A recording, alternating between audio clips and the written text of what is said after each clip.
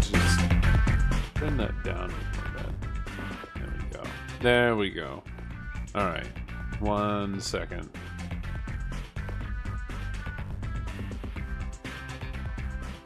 Oh shit. I didn't. Fuck. What? Hold up. Oh no, are we live? Is the thing, the racist thing that I just said like 2 seconds ago alive No. on the Twitch.tv? Okay, good. Oh, You thank didn't God. say anything racist. Shut up! It's a fucking bit. My mean- bit is to ruin your bit. He has been making The quite bit. the many bits lately. What with the joking takes. Yes, joking. Sure. Yes, joking. Very, very joking.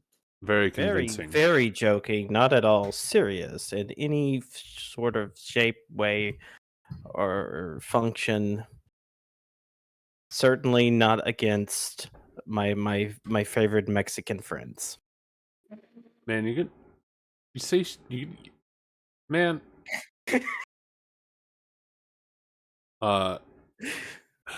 Man. Okay, here. Let me just. Share their fucking screen. Yeah, let's get that up there. Damn. Jeez.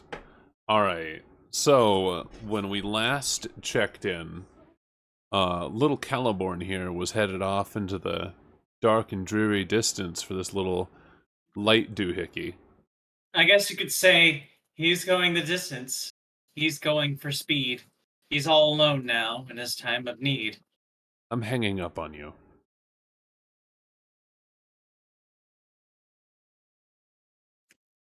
Wait. Do it, coward. You won't. Yeah, we saw you hovering above it. You just didn't pull the trigger.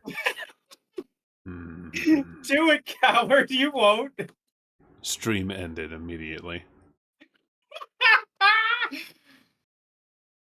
Alright. Do you want me to pick up with Roxy, or do you want to do it, Xavier? What? Whoever. Go for it. You can go first. I think I was being the worst kind of turd for opposing the idea for so long. Guess I thought I was being noble, like sacrificing something that was important and we all wanted anyway, so I just could fuck around with the witch and her plans, but I don't know what I was thinking.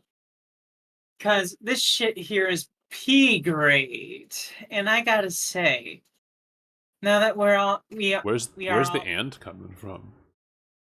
What? She's saying this shit here is pretty great, I have got to say. What did I say? You said P great and I have got to say. Oh fuck. Lamau.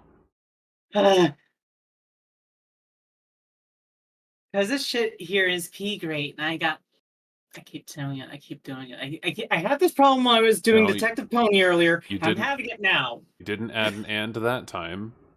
You cut yourself off on that one. I was going to say it. Shut up. Because this shit here is P grade, I've got to say. Now we're all of a sudden in this crazy place full of pretty green hills and a black empty sky. I never actually seen anything like the plants growing or a countryside. It's so peaceful and quiet out here. I mean, the racket my loudmouth pals are making notwithstanding. We are just chilling at Jake's old broken down house in the mountain figuring out what to do. Lol. This all happened so fucking fast. I can't believe we were all together like this, suddenly just hanging out in actual person in our moon jammies. This is better than I ever thought it would be in the silliest and stupidest way. It feels so surreal and amazing just being here with my friends.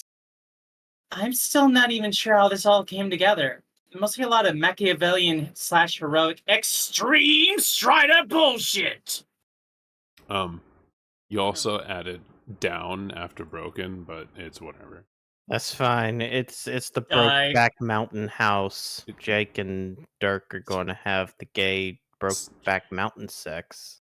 sometimes, words change the meaning of phrases when you add them. But, I'm trying to only talk about it when it's important. If you want me to redo the whole thing from the top, I can. If you want to be fucking petty, we can do this all night. I said I'm only doing it when it matters. That's why I didn't do it, but I said in retrospect. That's why you keep bringing it up, right? That's why you keep bringing it up. Why I keep making all this mistakes and going into detail about it.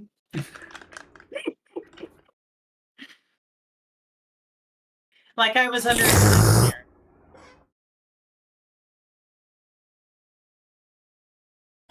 Yeah? You could? Huh? There was just a slurp. Yeah? That wasn't a slurp. That was like a snort. You good? Who snorted? Are you reading or not? Like I was under attack there. My colony was burning, and I remember dying. And I think Jane must have died too. She was on Durst, but I have no idea how she got there. I don't know if Jake died too or what. All I know is people were dying, just dying. All I know is that people were just dying their asses off left and right. The beeline is that we were all in some shit. Dirk, I think, must have killed himself and, shipped his own. Hold on. Dirk and I? No, I think she said Dark Eye. There was like an and there. There was like Dirk and I. I'm gonna die. I'm gonna kill myself. I'm just thinking of the Dirk and I must have killed himself. Wait. Shut. Dirk, I think, must have killed himself and shipped his own head to Jake on Makeout Mountain. But Dirk also kissed me, it would seem, while I was too dead to notice, unfortunately. Frowny face. But then I woke up on Durst, which was getting worked over by the red shit, too. And there Jane was, all lying there, bloodily and heartbreakingly and probably dead. So I know I knew I just had to kiss her. I knew I had to kiss her. But, God, I feel so pathetic, but I just couldn't do it for some reason. I wanted to, but I guess the blood grossed me out, and I'm a total disgrace of a friend. I don't think I'll ever tell her. I don't think I'll tell her because too embarrassing. Then Dirk wakes up and kicks my squeamish butt out of the way and kisses her even in spite of his superhuman gayness because he sucks less as a hero. And then we're blasting off suddenly in his fucking rocket, and I don't even know what's happening, but it's also awesome, and we scoot by somewhere and pick up Jane in her yellow dress, and now she's flying with us, screaming the whole time. And then we get to Jake's place, and shit everywhere is on fire, and he's asleep there. So Dirk splashes him with a bucket of ocean and tells me and Jane to hide. So we do, and Jake wakes up and starts arguing with Dirk's gross head from the fucking future, and climbs up on this stone wall for some reason and just starts making out with the head while the volcano explodes. Jane and I are like, what the absolute fuck? While Dirk's just there with his bucket all like, yep. Then we all laid out of that popsicle stand, so now here we are. Wow. That story is a goddamn mess. What did I even say? What did I even just say? No, you did fine. Yeah. Just me musing about. And then we get to Jake's place and shit everywhere. And then pause. Humor. You had to take a bathroom break at Jake's house. And we get to Jake's place and shit everywhere. I don't know. I'll just try to make better sense of this and all in the future. I'm gonna try that again. Do it. I don't know. I'll try to make better sense of this, of all this in the future, later. I'm just fucking up all these lines. Hey Xavier, you want to try? I can try. What? I don't know. I'll try to make better sense of all this later. I just wanted to tell you and thank you for all you did to bring us together like this. It's meant so very much to me. Oh, and I guess I even have a friendly new lightning bug pal. You mean He is guess what? Toadie's. Huh? Oh, guess what? I even have a new lightning bug pal. He is Toadie's cute, plus friendly, plus blinking at all get out. I made a mistake. Blinky I as. think I will name him Dr. Blinkbottom. Blinky No. as all get out. Shh. Dr. Blinkbottom. No, that's shit. How about Twinkly Herbert? Lamalfo. That is kind of sucky too. He's But I actually, like it. he's actually Hmm? sober right now. Yeah, I'm gonna take it back from you. I'm sorry. Okay. All I can think about is she's constantly drunk, so well, Not people are not. anymore. People are not constantly drunk. She sobered up. Showbird. Also, I think the version of her that would have been drunk right now is kind of dead. True. Mhm. So it does the inebriation does not carry over. No, I mean, that's not do you Rose get to- Dominic. Does your inebriation carry over when you die? Sometimes. Yeah.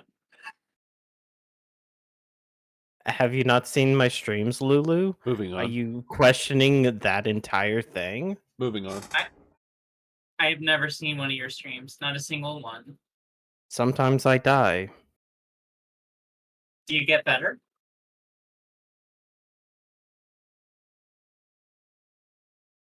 But I like it. So I am a keep it. Herbert just blinked in total agreement. OMG, what a friend. Okay, Calliope, by which I mean Calliope. Eh? Still nothing? Okay, well, I guess I should go then.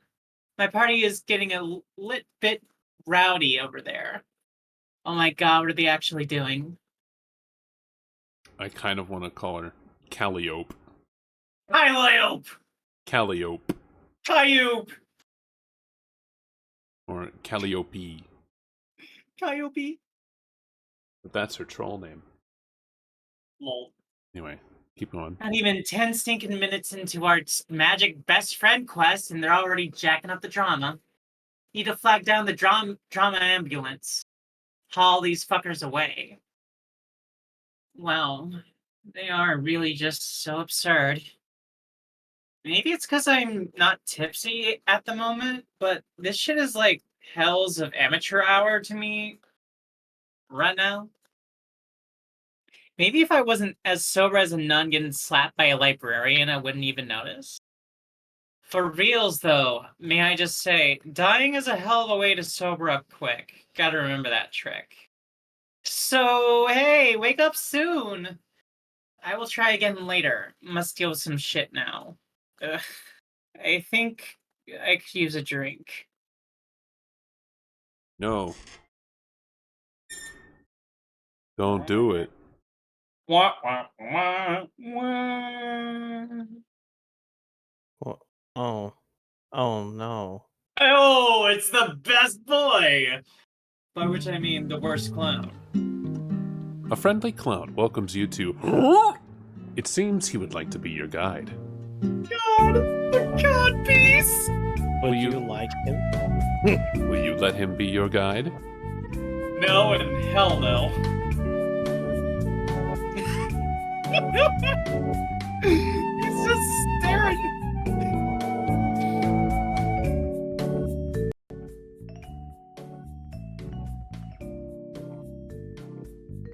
He looks at me, and I look at him, and he looks at me.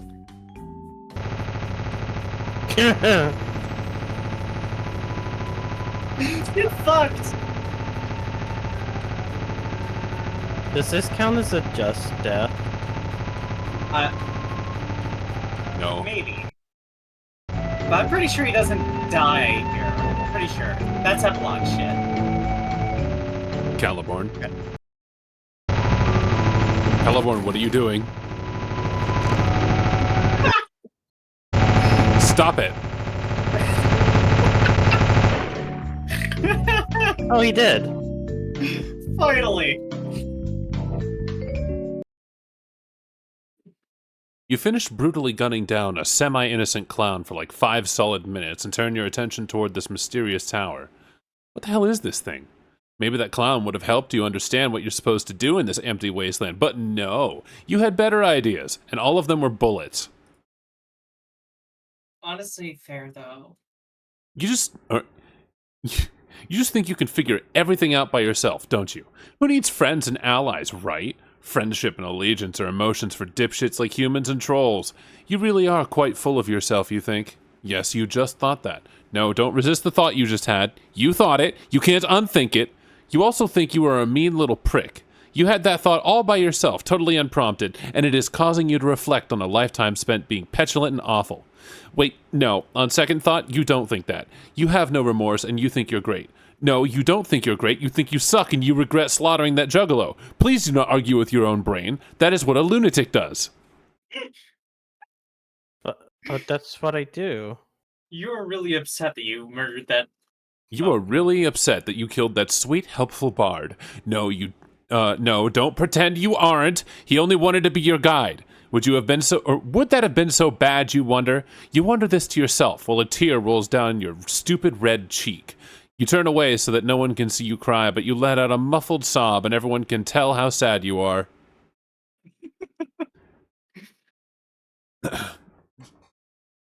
Anyone can be... my voice for Caliborn hurts, so just go ahead and... What am I aiming for here? Do you want to play a game? I mean, like I said, very angry... in my head. Very angry Sawman. Hey! Voice in my head. Yes? Shut up! No way! Then who would describe what you're thinking and feeling? Nobody. I can think my own thoughts just fine. They're less stupid and condescending than the thoughts you tell my brain to have. But your thoughts are shitty. You should be grateful to have someone to spice them up for you. No. What's shitty is you. And what's also shitty is this shitty piece of shit machine you live inside. I don't live inside this thing, you idiot. This is just some sort of, like, radio tower. It receives and transmits signals. That's kind of obvious. It's not obvious. It's dumb and confusing. I demand to know what's going on. Tell me. Gamzee could have told you a lot of stuff. Who? I can't believe you shot him like that. What's the matter with you? He was literally the first living being you ever met in your whole life, and you gun him down without a single word? You've got some problems. Oh, the clown. He was dreadful and purple, and needed to be exterminated quickly. He was a huge fan of yours, and was really looking forward to meeting you. He wanted to help you with your quest. This is my planet. No one else can live here. I don't need help. Yet you want me to tell you what's going on. Yes, tell me immediately. Nah. Ah, What? I'm getting frustrated, both by you and this fucking keyboard. What's the matter with it? It's making it impossible to type my quirk. No, it's not. Yes, the caps lock key appears to be permanently depressed. How do I make it not like that? It's locked. You need a key to unlock it. You need keys to unlock a whole bunch of features in this tower. Where is the key? How should I know?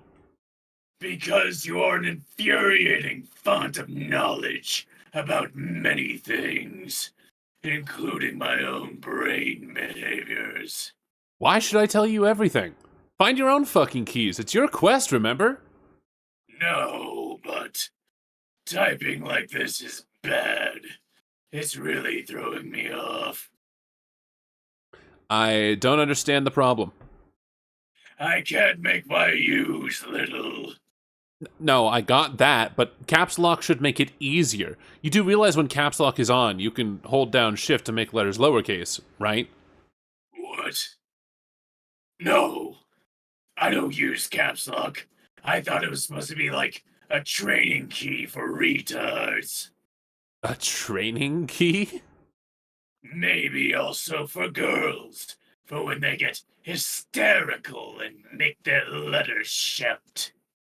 Okay, got it. Really great theories there. So, how do you usually type then? Just never mind. Hang on. Are you saying you hold down shift with one hand while hunting and pecking for all the letters with the other, and whenever you type a U, you just let go of shift? I said never mind. Wow. Okay, look. I can acknowledge that the method you propose is a lot more efficient and sensible. I just have my own style that I'm comfortable with. And also, I just never thought of that. How old were you again? Fuck you!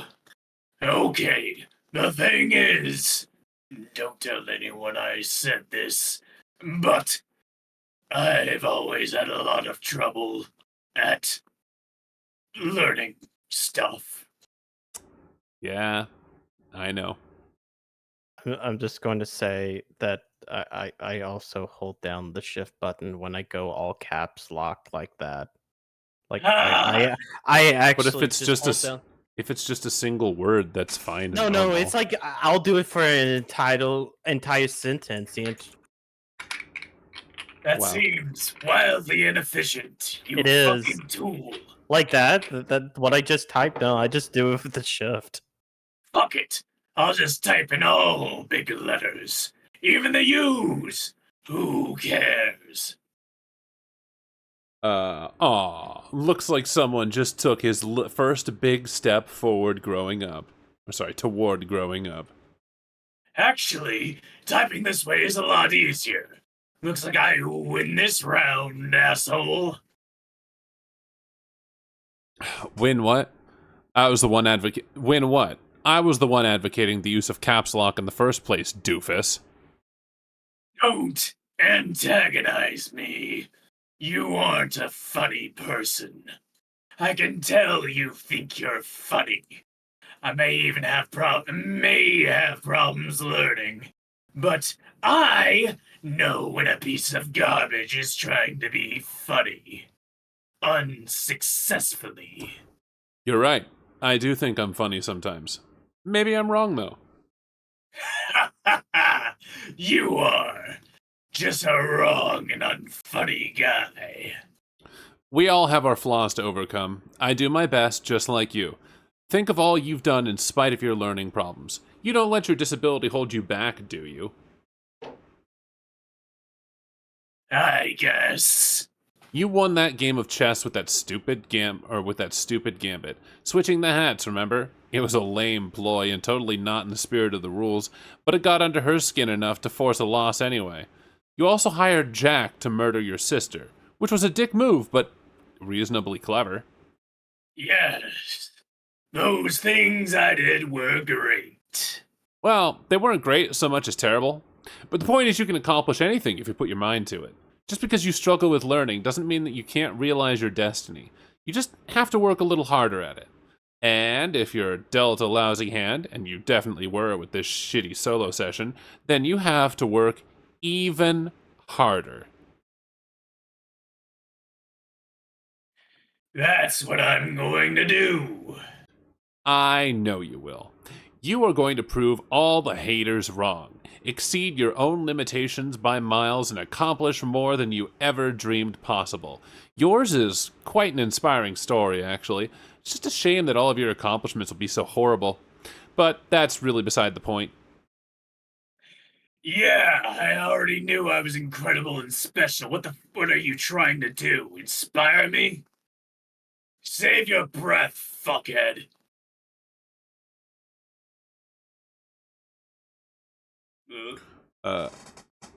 Wait, where was that? What? We're done at no, I don't give a shit. Oh, okay, there. Yeah, for some reason I didn't see...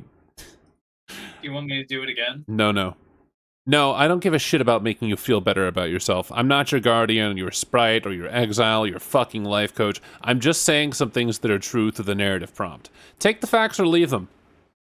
Most of your facts are boring so far. I would like better and more useful facts. Right now. You may be destined for bigger things, but you're still an atrocious, stupid child. And you may have won the game with your sister, but that doesn't mean it was the best thing for your development as a person. You had her dream self killed, which is not an opportunity your species typically gets. So she died prematurely instead of allowing the conflict within you to settle itself naturally. In short, you forced your predomination to happen a little too early, and now you're stuck. Stuck? Yes, your personality is stuck in some sort of cantankerous prepubescent limbo. You're going to be a stunted, miserable tool forever. Well, how long was I even supposed to wait for that twee bitch to get out of my skull? It's kind of sad. You don't really know anything about your own species, do you? And I guess you do? Yeah? Pretty much everything. Tell me then. No. God damn it. Lamo. Oh, he's alive. Unfortunately. This dialogue is giving me a headache. Between your passive-aggressive obstinacy and your bizarre motivational diatribes, and the fact that I'm having a hard time telling our text apart. What? You are? Kind of. Well, here's a hint. You're the one typing in capital letters. You're also the one typing in a surly, brief, stilted-sounding phrases. No, but the colors are too similar. I know that some letters are big and some are small. How dumb do you think I am? I just have an easier time thinking in colors. What does that even mean, thinking in colors? I told you, my brain works differently, so shut up. Well, if you want to change your text color, you can if you turn on some of these monitors. This thing is like a needlessly complicated desktop computer, really. Made of a radio tower tree of old CRT monitors, rooted in a big transformer. It needs a power, though. How do I power it? See that loose plug there? Oh. Fuck. Plug it into something. What a load of shit. That cord is so short. What can it even reach? I don't know, not my problem. Maybe if I pull it really hard, I can stretch it far enough to plug it into that fucking rock over there. This is beyond asinine. This is your quest. In quests, there are challenges. Challenges which must be overcome by your tiny, learningly disabled brain. I hate you. What you really need is a guide.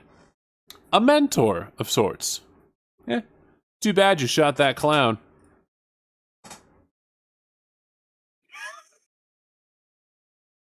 Scroll back up for a minute. I need to laugh at Campsy. Ha. Fucking tool. Stop doubting the wisdom of that imbecile with the disturbing underpants. The only thing he has taught me is how to receive hundreds of bullets to the torso in the least dignified manner possible. And also, a crash course in dying a painful death. Hopefully. Sorry to disappoint you. He's not dead. What? What did you expect? He's clearly a god tier. Bullshit. Haven't you ever seen a god tier before? You do know what that is, right? Yes, I know what that is. Then you know he's immortal and can only die under very specific circumstances. Guess there's no point in trying to kill him. My phone was on. You may administer the punishment now, Lamau. But his wings fell off. I saw them fall off. Yes, I fucked up. Yeah, I guess they did. So? So, I think he's probably faking. Oh, please. Paranoid much? Why would anyone go to that kind of trouble? What would be the point? You would have to be such a jackass to do that. I don't know why he's faking. I just know those wings were bogus pieces of shit that were, like, strapped on. Which means he is a fraud. If you don't believe me, just see for yourself. Huh? You made the rookie mistake of turning your back on the body. Oh my god.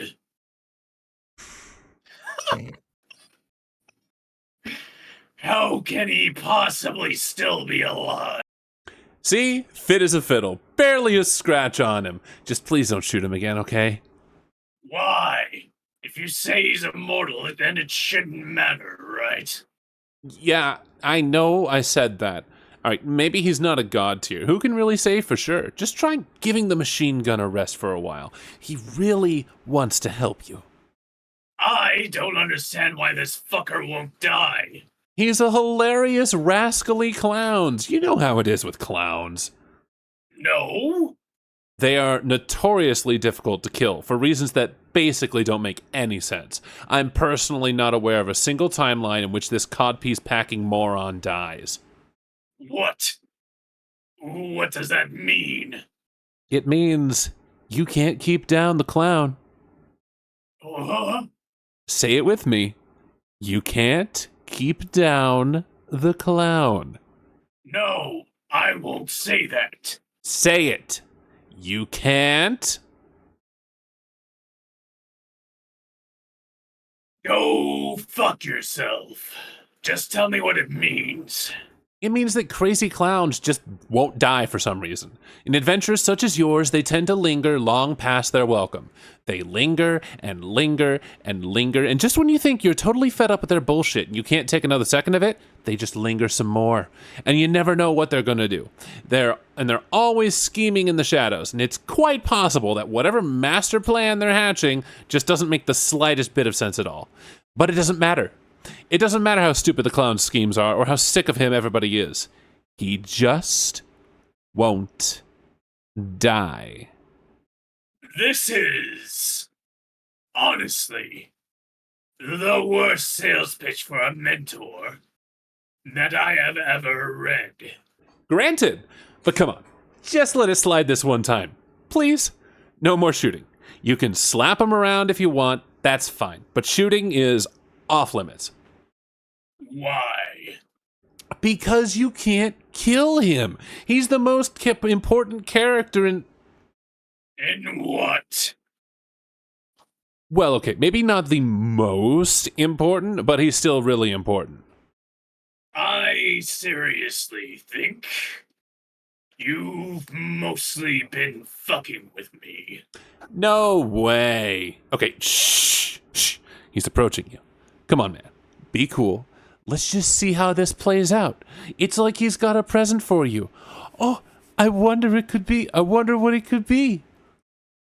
Oh my god, it's a double-decker. I mean, upper-decker.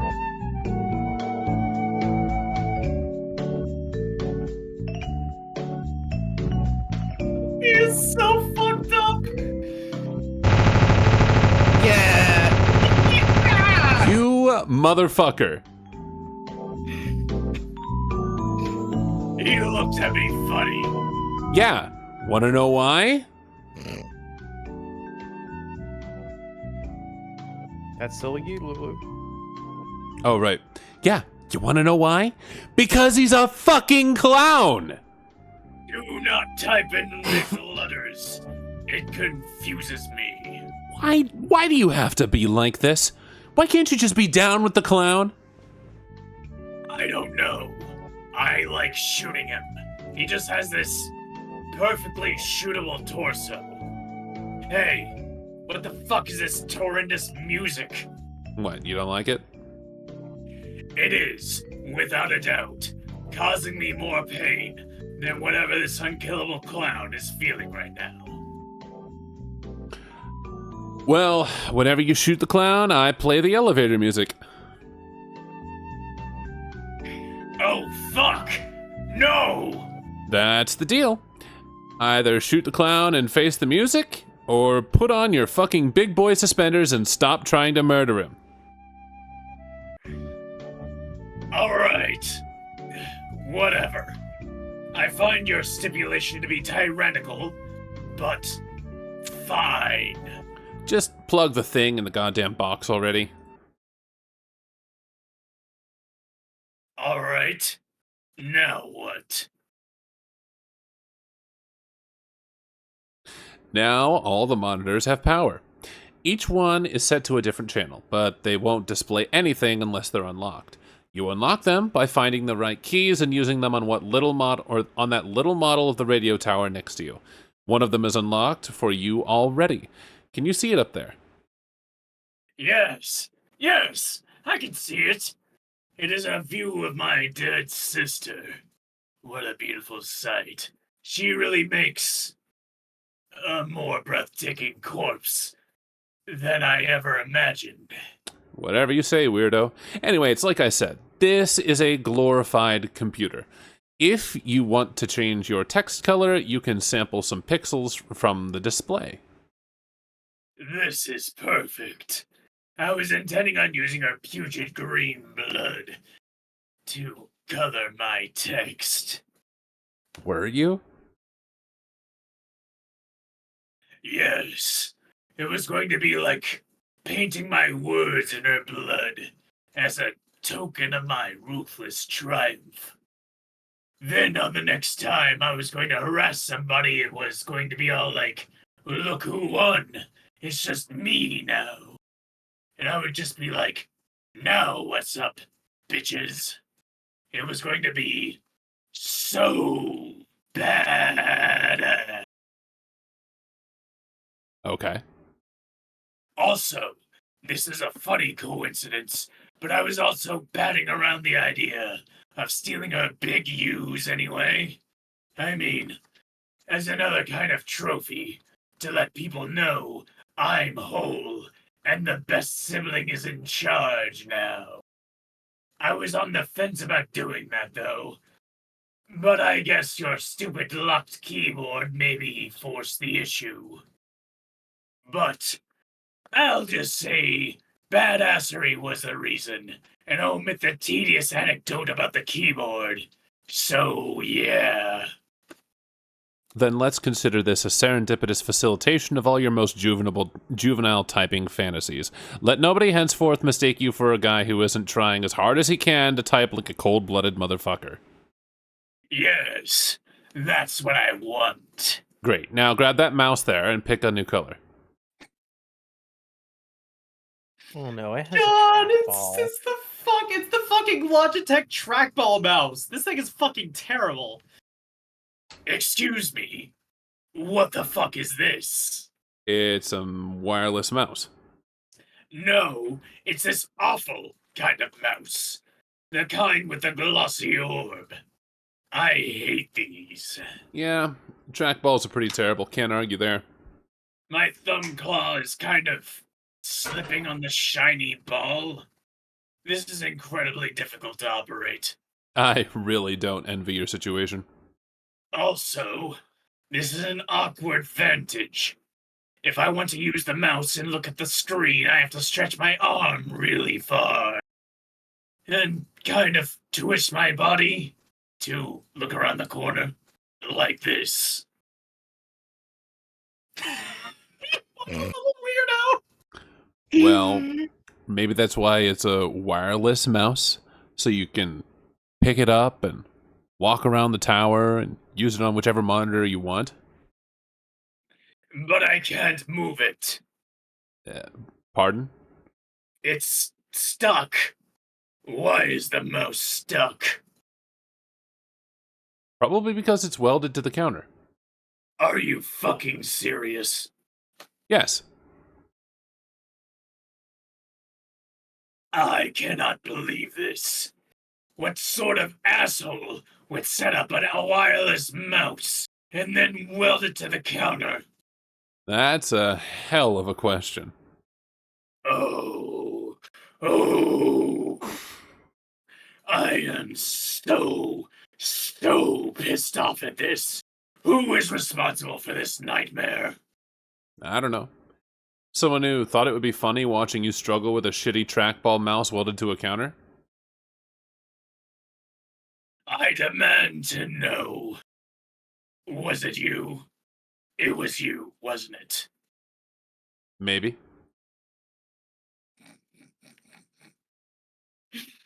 Mark my words, whoever you are. Someday I will track you down and kill you. You already did. Liar! It's true. It already happened. In, like, the quasi-future.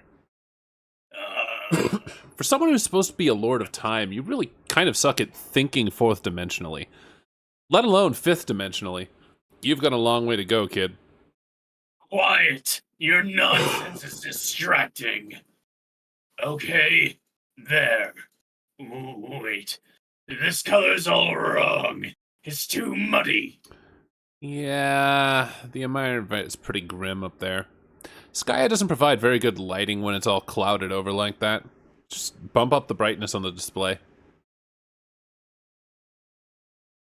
It's not how that works, but... Okay, how's this? That looks better. Oh, wait, let me check. Okay, yeah. Lime, that's correct. What? That's the hex code for the color. What the fuck are you talking about? It's the numerical representation of the color in hexadecimal format. Okay, so? So I was just double checking to make sure it was right. And? It was right. This is a particularly aggravating tangent to an already ghastly conversation. I'm definitely going to figure out who you are and how to kill you. But Celeborn, how do you expect to kill me when I am already dead? Oh man. How is it actually possible for someone to be this obnoxious and unfunny? I don't know. Maybe it's a miracle. Stop fucking with me. I'm serious. Oh no, he's serious, everybody. Look out. He's about to throw the tweeniest, brattiest tantrum in his little green exoskeleton can muster. Stop it. If you pitch a fit in your little bow tie and suspenders, it'll probably be so adorable that I might just drop dead anyway. Or my ghost will. Fuck you. Now I know you're full of shit. Ghosts can't die. That makes no sense. No, really. Go ahead. Flutter your eyelashes at me. Make it as grumpy as possible. Kawaii me to double death, bro. I'm so close to just wreaking mayhem on literally everything within my tantrum radius. If you don't stop teasing me and start being useful to my quest again. Tantrum radius. Is that what you call it when the cannibal in DVD starts spinning after hitting a wall?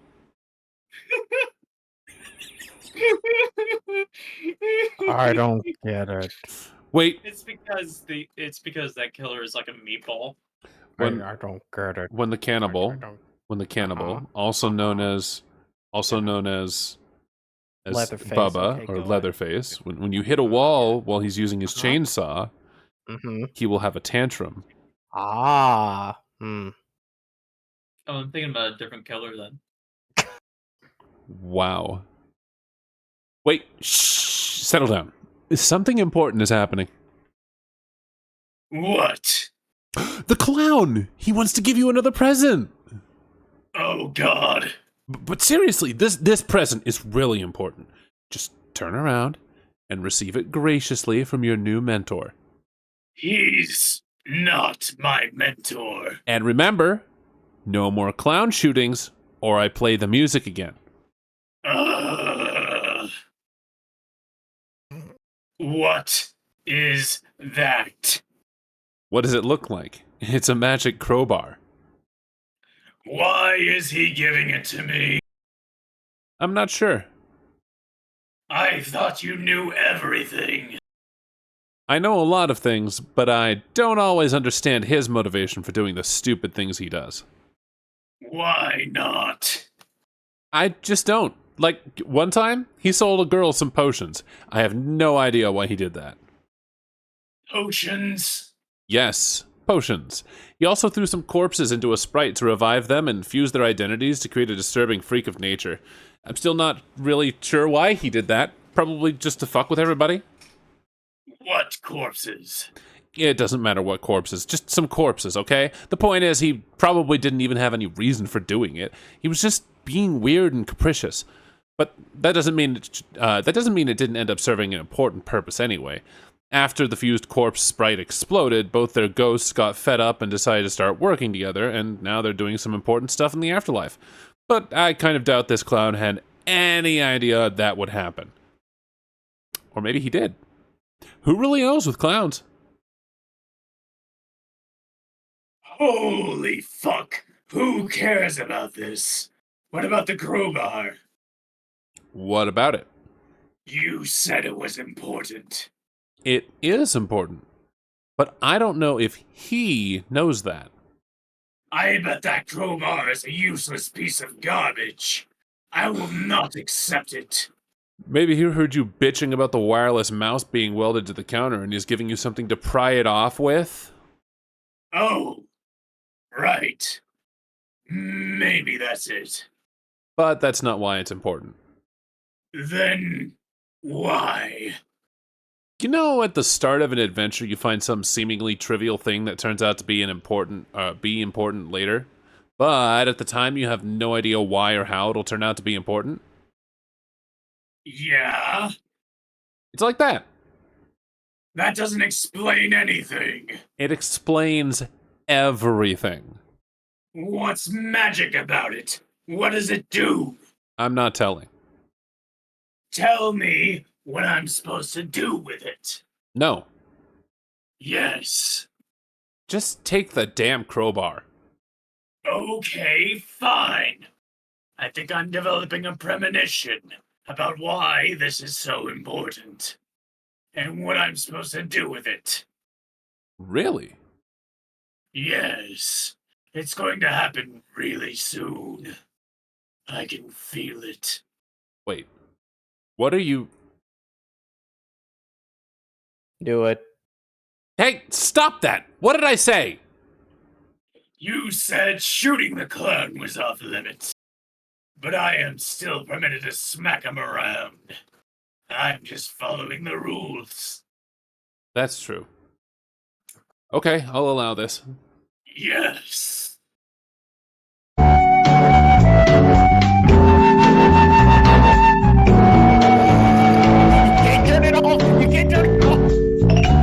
piece of shit. I stopped allowing it. I think you must have some mental problems. Ones that are worse than mine, I mean. I just want you to be friends with him and stop beating him into a coma with a crowbar or riddling his sad floppy body with full metal jackets, although I will admit it is hilarious every time that happens. This is amusing to you. Will I have fun?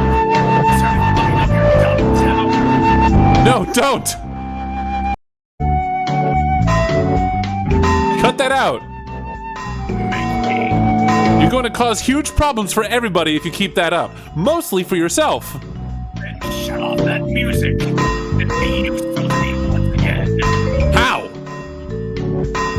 Tell me about my quest. You brat, I'm not telling you shit. I could do this all day. Wow, this is just the most fun thing. I love this magic present. You know what? That clown, maybe he's not so bad. I mean, once I broke him in a little. Okay, fine, I'll tell you stuff, just quit it. Thank you. Now, what exactly would you like to know? everything. Everything is a lot. Care to narrow it down a little? Obviously not the boring, irrelevant things. Definitely not things like who kisses people with their unpleasant, non-skeletal, smooshy lips. Just all the things that I need to know to win this game. That's not how adventures work, though.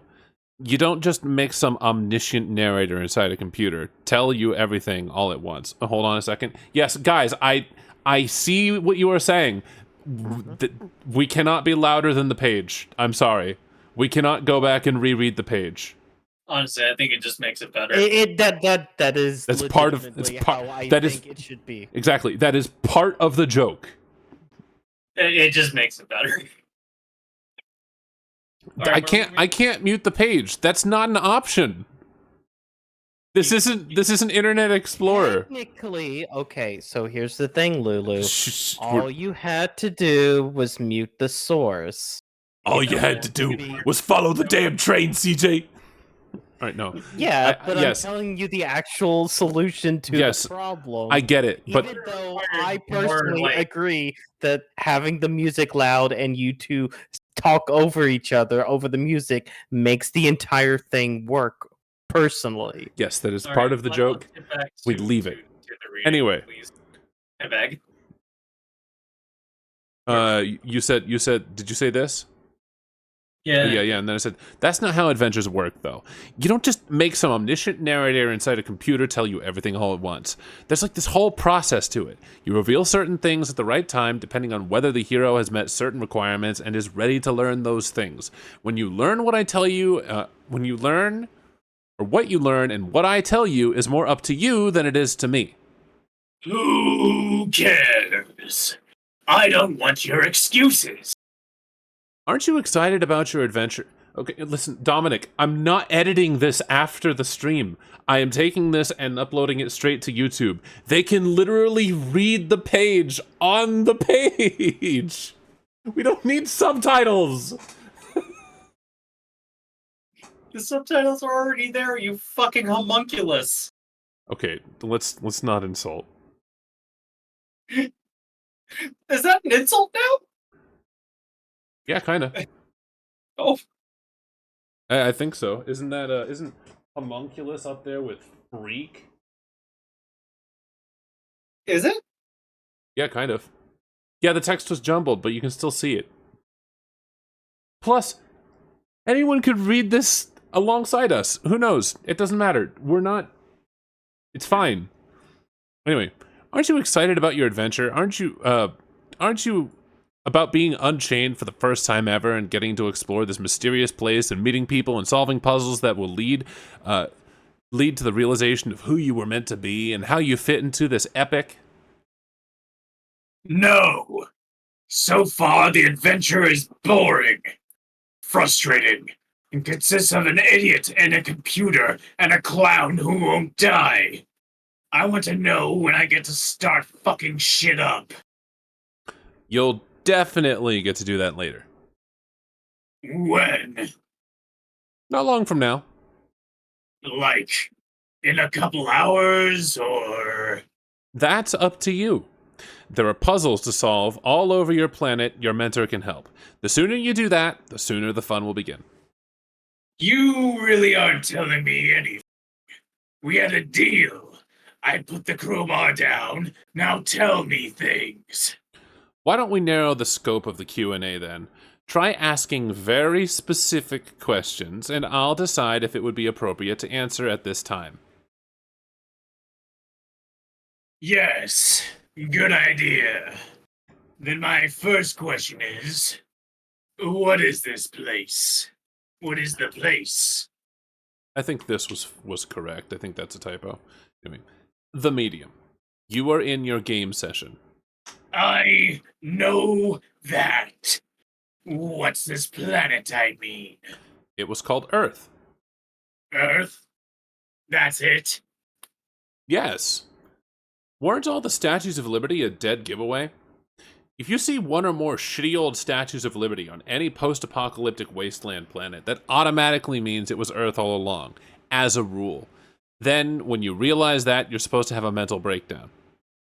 I am unfamiliar with this rule and skeptical of its veracity. Tell me more about Earth. It's the place humans are from, but that was a very long time ago with respect to the planet's current age. Earth has been through a lot. It was even relocated a couple times. Yes, I brought it with me, I think, into the game. Yes, but it was relocated once even before that. It was moved from its native solar system where it circulated around a little yellow sun. Then it found its way to a new system around your big red sun. It stayed there for a good while until your sun started dying. Why would someone move a planet? Its universe was about to explode, so its proprietor closed up shop and got it the hell out of there. How?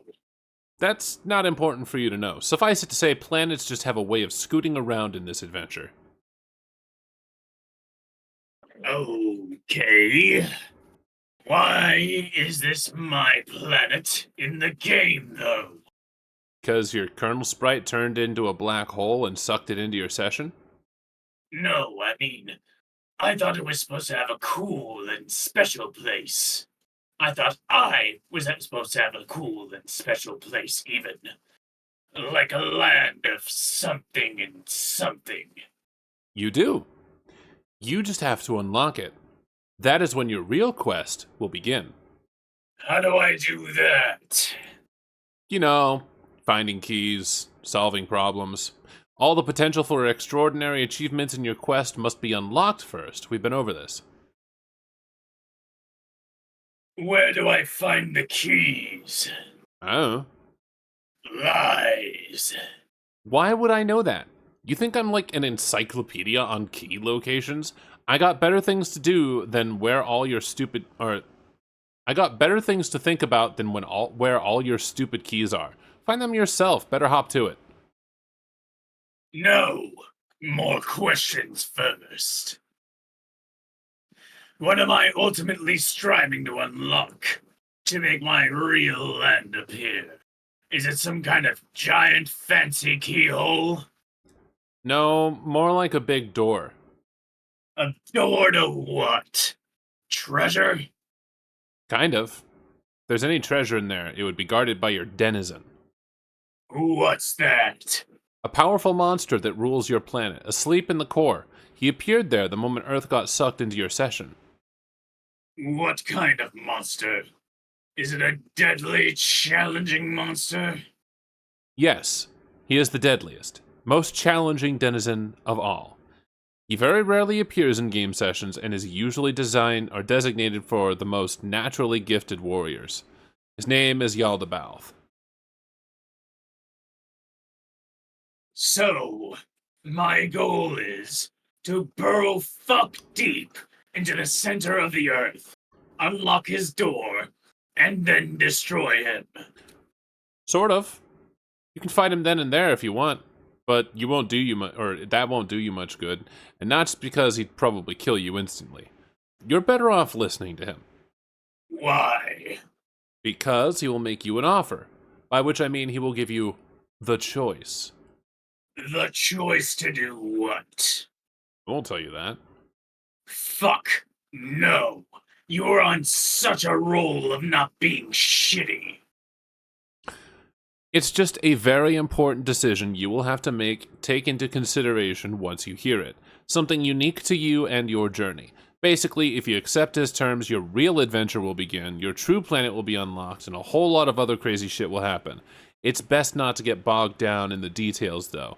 The bottom line is, by accepting, you will begin the most difficult game session anyone has ever attempted. What? That's bullshit. Why do I get such a raw deal? Because you are being punished. For what? For your hubris in embarking on a one-player session. That's against the rules. What rules? Where are these rules written? They aren't written anywhere. They're just the rules. Are the rules you and your sister followed written anywhere? No. You just knew what they were and you followed them. There were consequences for breaking them. So this shit-ass session is punishing me for being too full of myself and killing my sister? Pretty much. Whatever. I accept the consequences for doing those excellent things. Just bring it on. I thought you'd feel that way. So what's so terrible about this session? Aside from the first stage being so insanely boring. It's called a dead session. So? So there are 3 kinds of fucked up sessions, and yours is the worst. There's a null session, which is pretty much a normal session that's doomed to failure. Everything works perfectly, sprites are prototyped, Battlefield can evolve, the Forge is present, Skya can gestate a new universe, theoretically. But events conspire such that this never happens. Basically, the players are doomed to fail. Then there's a void session, which is the same as a null session, but without even having the potential for success. Nothing is prototyped, the battlefield doesn't evolve, there's no forge, it is completely inert. It has no chance of bearing fruit, at least not without some sort of miraculous external intervention, like a deus ex machina. And then there's a dead session, which is a void session, but worse. It's started by a single player. The Erisolsprite collapses into a black hole, sucking the planet into it, and eventually the sun and entire solar system. There is no hope of creating a universe in such a session under any circumstance, not even with outside help. Victory and defeat in a dead session are dictated by totally different terms. One way of looking at it is if you're fortunate enough to even get your quest started, it will be like playing the game on the extreme difficulty setting. I hope you're up for that. Of course I am. Let me ask you, if you were the most deadly denizen of all, would you want to mess with? Oh god, you fucking tool. This? Hell no. What? Gamzee again. Oh. Wonder what he's up to now. He doesn't look too good. Oh, great. Now he's vomiting blood. Are you satisfied? You made this dear, sweet, pseudo-innocent juggalo vomit liter after thick, glutinous liter of nasty purple blood.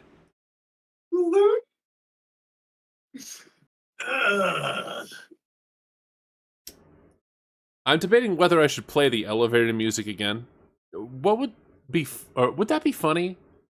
I'm not sure. Kind of borderline, really. Hold on. What is that? What? Looks like he's puking something up. It looks like, are those keys? What? He puked up some keys. That's weird. Oh, what kind of keys? Just some regular looking keys with some kind of clowny key ring. Do you think they might work on the tower? Why the fuck are you asking me? How could this be something you don't know? Don't be that way. I'm just thinking out loud here.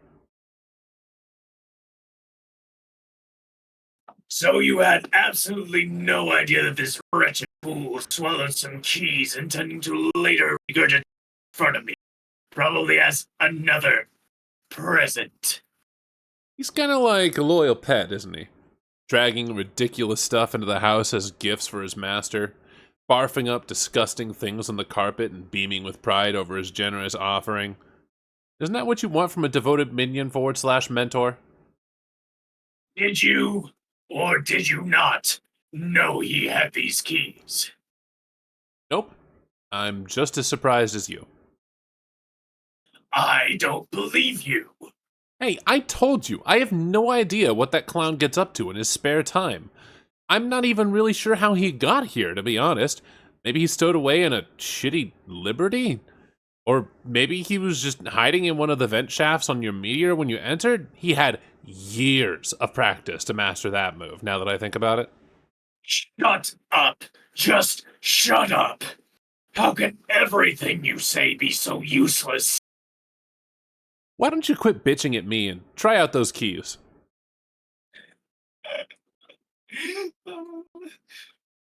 How do I know which key goes in which hole?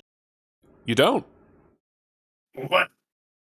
There are no labels, or numbers, or anything. Nope. You just have to try them on every keyhole until one fits. That's so terrible. I literally cannot even think of a single thing more terrible than that. Welcome to your quest. Okay.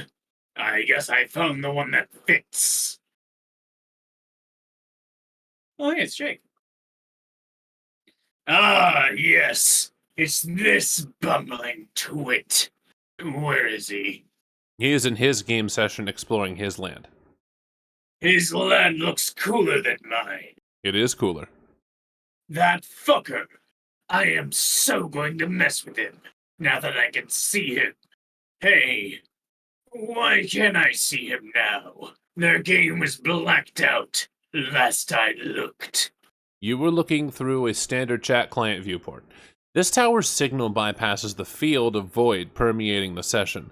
As long as you find the right tower, the right monitor, and have the right key, you should be able to see anything in existence from this planet. Interesting. Try another key. It's the Dark Human. He is somewhat tolerable. I mean, as a strong and competent male. What, so you're down with the Dirk? No. All I'm saying is, the death I wish on him doesn't have to be especially painful. It could be like going to sleep with maybe only a short stream. I think you want to be bros with him. Shut your mouth. I will try another key. Oh ho! And here it would seem that we have an exemplary pair of saucy bitches. Do you think... What? No, never mind. It was a frivolous question. Think what? I was just wondering. Do you think if it's likely, if I peek at them for a while, they will begin to maybe What? stroke each other's hair? Okay, I'm leaving. Or maybe, what's the word I'm thinking of? You do it with another living torso that's near you. I mean, a torso you haven't killed yet. What? Wait. What? When one dares to allow the seductive serpent of debauchery to slither into one's sarcophagus. Sorry, I had to drink some water. Lamel. What the fuck? I think it's called snuggling. Bye. Wait, where are you going? I think you've got a handle on this. You're warming up to the clown, or at least you stopped shooting him every 30 seconds. So it seems like you're ready to accept him as your mentor and begin taking this quest seriously. I find him moderately less repellent, and he has proven himself useful. I guess. I will accept the resilient bard as my servant. Cool. My work here is done then. Try out some more keys, then go exploring and look for more. You'll get the hang of it. How was that for a saw voice? It was alright. It's alright. Yay. It's The narrative... basically just the narrative prompt has been locked. Lamau. Key. Oh, he's angry. He's always angry. He's vomity. And bloody. He's approaching. Hand on shoulder. Oh, hey, it's Space Slick. End of Wow. Act... Yeah, it is. End of Act 6, Intermission 4. Act 6, Act 5. Oh, cool. Jake, examine incoming message. Excuse me. Wait, Animation. There's an animation playing.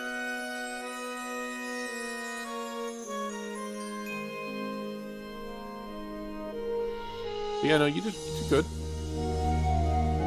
I'm very unopinionated.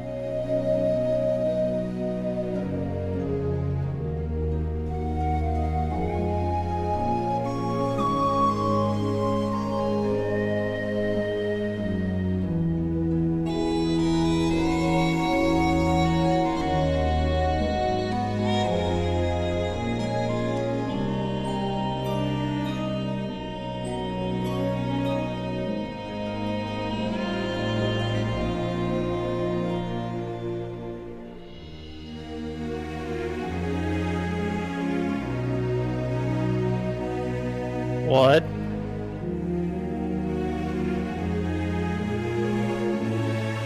Oh, hey, it's Erisolsprite.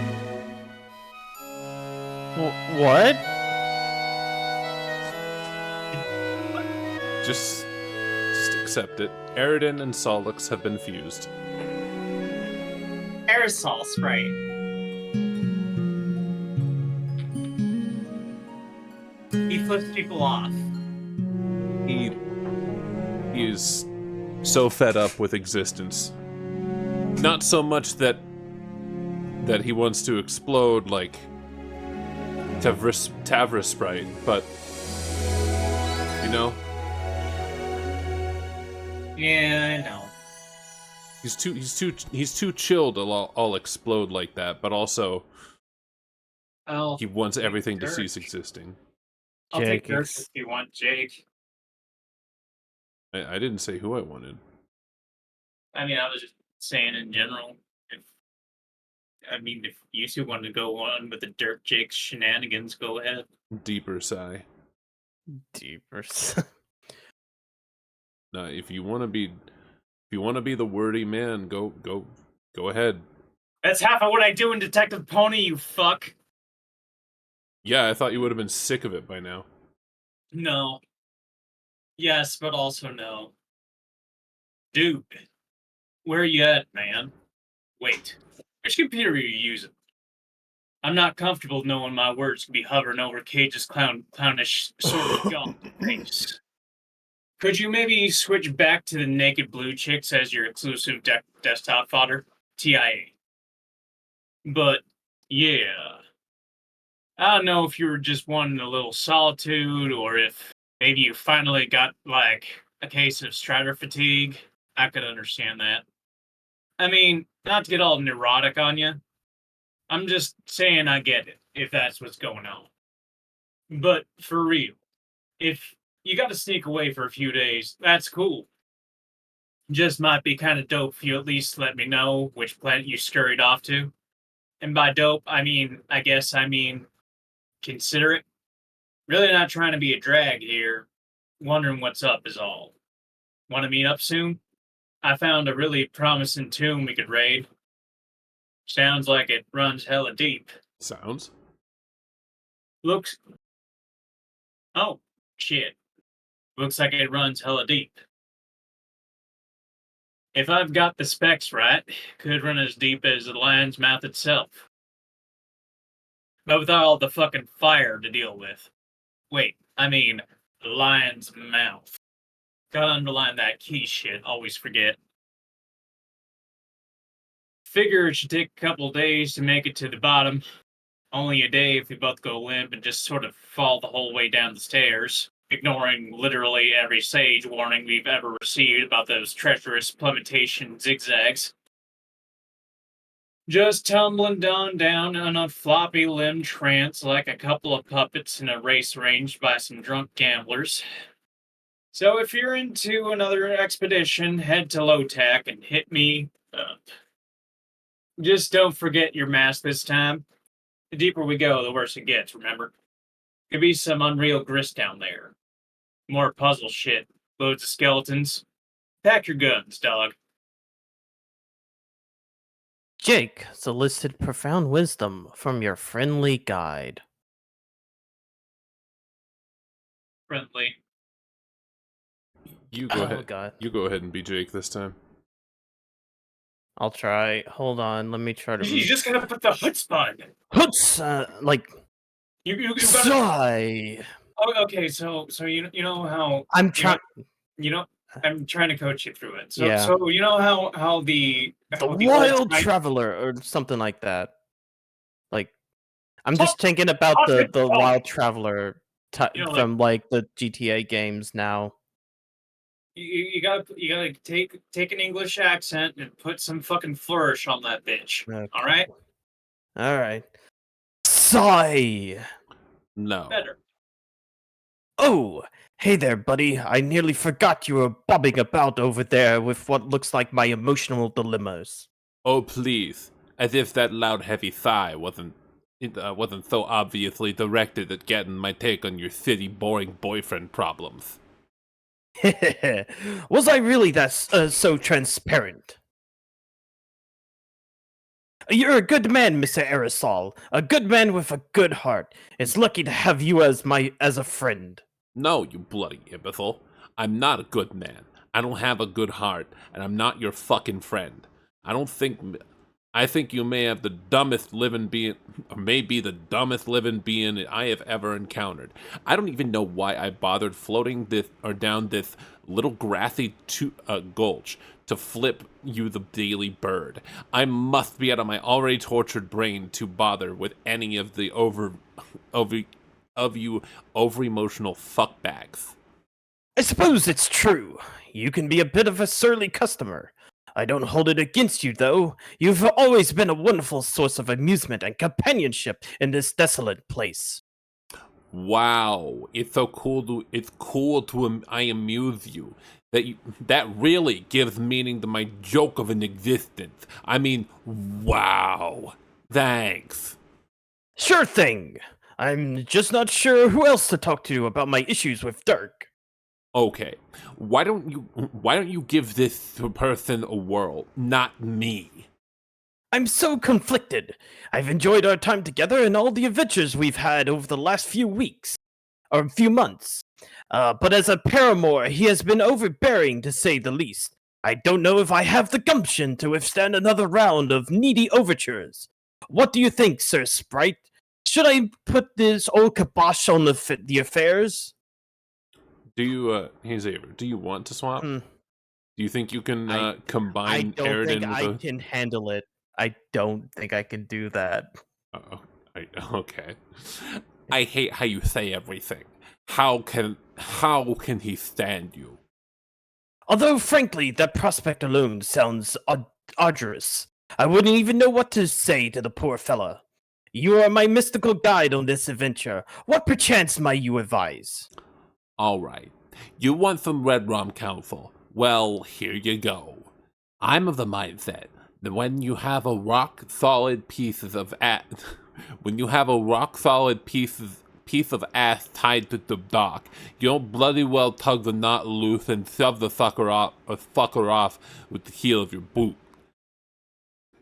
But then another part of me just wonders what the fuck it just said there.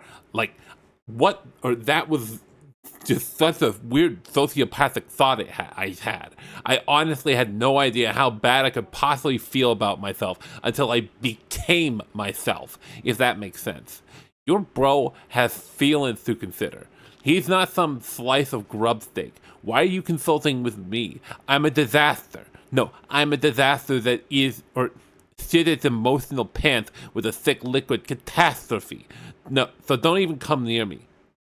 Oh, Mr. Aerosol, you're in rare form today. Fuck you, Jake. I'm not funny. I have no actual clue why you think I'm so funny. So piss off. I sort of exploded myself the moment he spawned me. Every day I'm wondering why I haven't blown myself up yet. One time I think I almost did, then I just thought, meh. I think the truth is, deep down, I must love suffering. Just like you and what's his face and your train wreck of a Maesprit ship. Stop, my sides! Your act is too rich. Thanks, buddy. This is cheering me up at least a little. Shut up. Oh, and you know what else is flipping bullshit? This hoax that you're implying there's no one else to talk to about this. Talk to a member of your own fucking species for a change. What about Crocker? Try ruining her day with your wishy-washy rubbish. You're right. I really should catch up with Janie. It's been a while since we spoke. It does seem like more and more I'm the one that gets in touch with her. I do hope she hasn't tried too badly of listening to my problems. The last thing I want is to give the impression that everything revolves around my various romantic hurdles. Revolve around? It's a bit late for that, Jake. Your fluff quadrant is a black hole, and we are being dragged screaming through its event horizon. Just talk to Jane, and never fucking look at me again for the rest of your life. I'm leaving. Hey, here's one for the road. Ah, there she blows! Your favorite finger of all! You surely do love showing that one to people. It's actually become a vaguely comforting gesture. You know what you've done, Jake? You have totally ruined the act of flipping people off. It was the one joy I had left. I hope you're happy. Boy, howdy! I don't think he's moderately to severely happy. It could be. Who knows? God's only knows. Happy birthday, Johnny! Fuck. Jake, pester Jane. Oh, god damn it. Jane, answer. Alright. Now you can be Jane, because I know you can do Jane. Huh? Who? We're swapping Me? again, Xavier. Oh, okay. Oh, Whatever. Greetings! Oh, hello, Jake. Wait, that was too British. no, you want to go country southern with this bitch? I know. You want to be Hello, a Southern Belle? Jake. Yeah, Southern Belle. Hello, Jake. No, that still doesn't sound right. That's still very British. I know. Oh, I do declare. There. Hello. Oh, hello, Jake.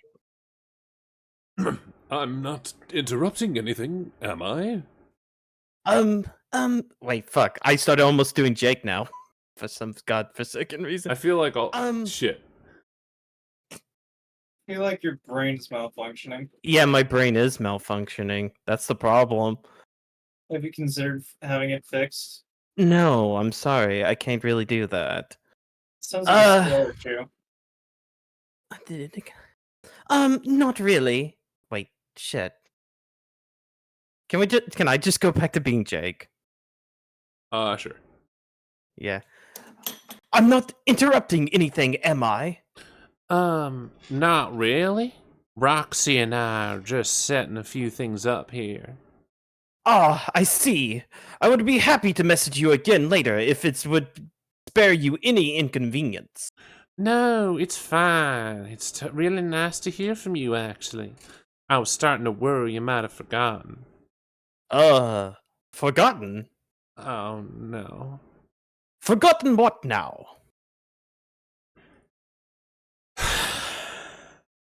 Never mind.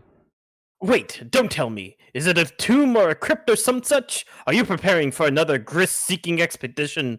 Oh shit, did you schedule my assistance for the raid and I forgot all about it? No, Jake. We didn't need your help raiding a tomb, but thanks for thinking of us. I don't know what this clueless pair of damsels would do without you. Blast! Well, what in the name of Wiley Howard Taft's great tub choking bottom could I be forgetting then? This is going to drive me crazy. Can you give me a hint? Yes, it has to do with the day I was born, which was almost exactly 16 years ago.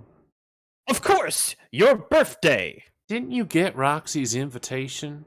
It was my understanding that she gave you and Dirk notice weeks ago.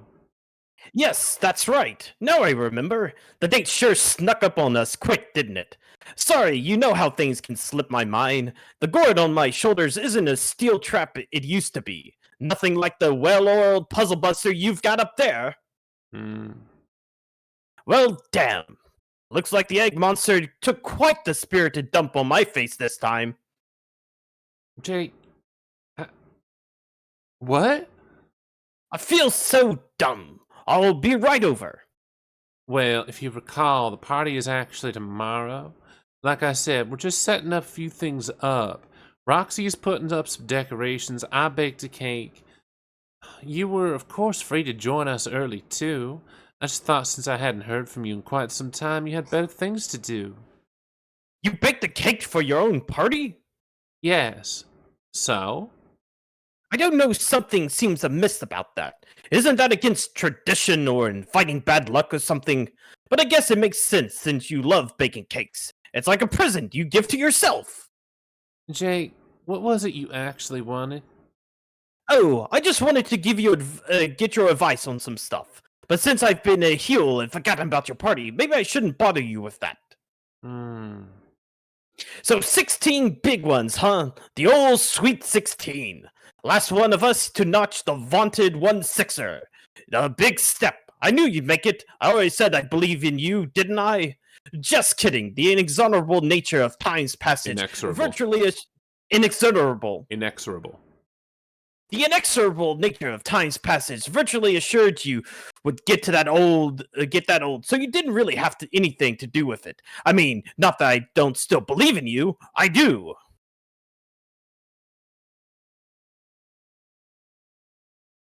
I can't believe it's already been... How long? Well, what, like a year already since we entered. Holy moly, where does the time go?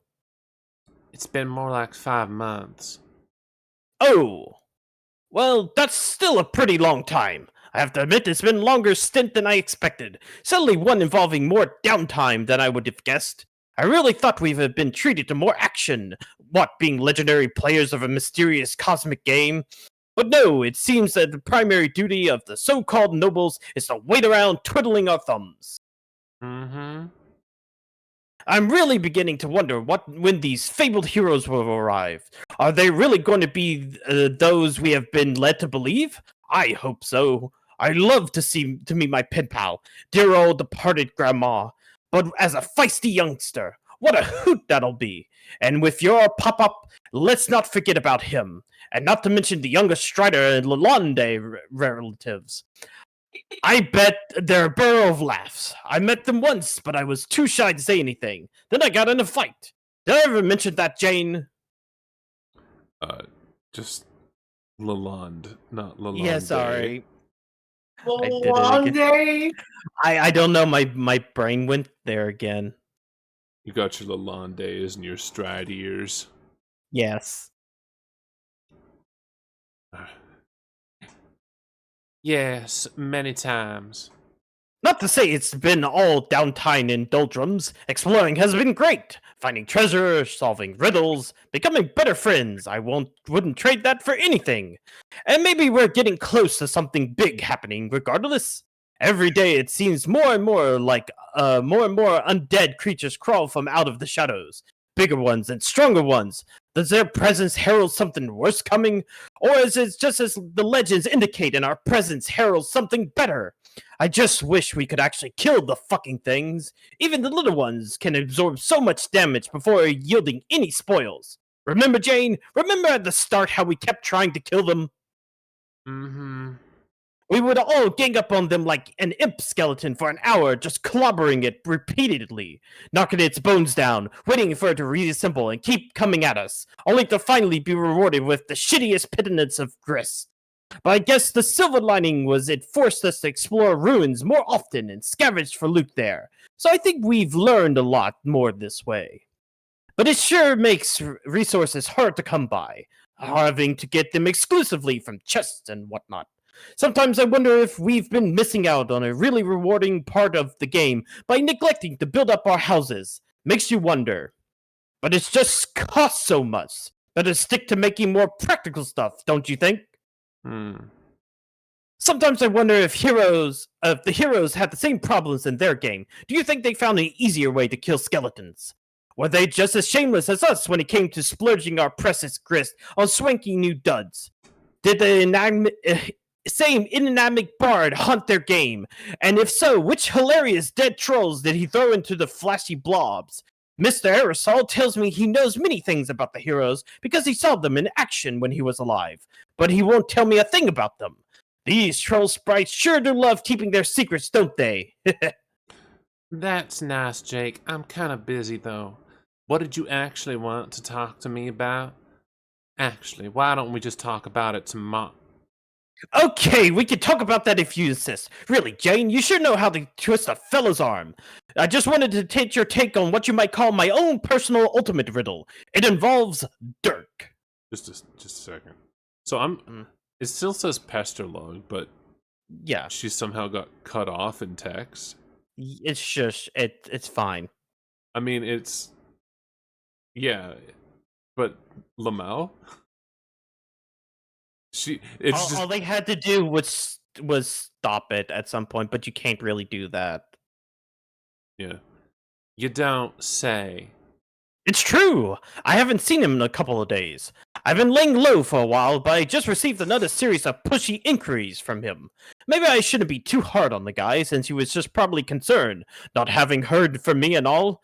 But I still couldn't help but detect a tone of desperation, like he could sense I may be having doubts. This kind of thing has been all too common, unfortunately. I'm not sure if it's going to work anymore. He can be so needy. If only he could just relax and trust that I won't spontaneously tire of his company. Although the irony, I guess, is that his overbearing tendencies are beginning to fulfill his own paranoid prophecy.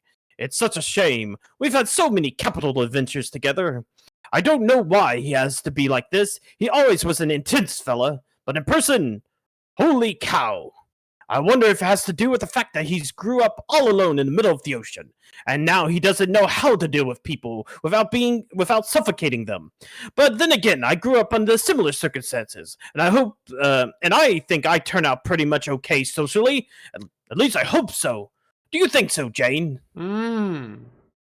Actually, it just occurred to me. It's funny he didn't mention your party in his text. I'm sure he wouldn't have forgotten. He never forgets anything with all of his calculations and his computerized brain, both figurative and literal.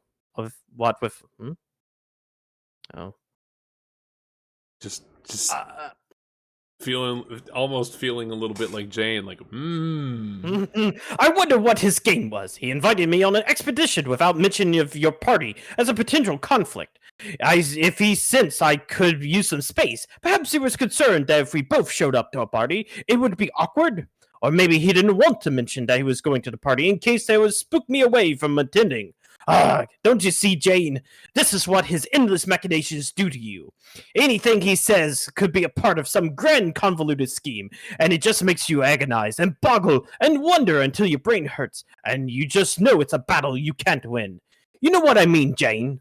Do you think I should bite the bullet and end it? It's probably the right thing to do. Boy, am I not looking forward to that conversation, though. It's gonna be a doozy. What did I get myself into here? I think I've made a lot of mistakes, honestly.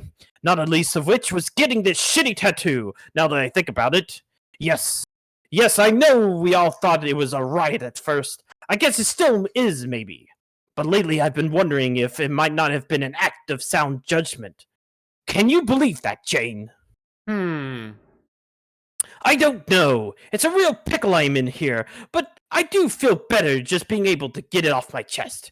You're such a good friend, Jane. Always ready to listen to my relationship woes. What a trooper. It never ceases to amaze me how excellent you are at this friendship business. Where would we all be without you? In a way, you really have been the glue holding us all together on our adventure. Gosh, you're a stand-up gal.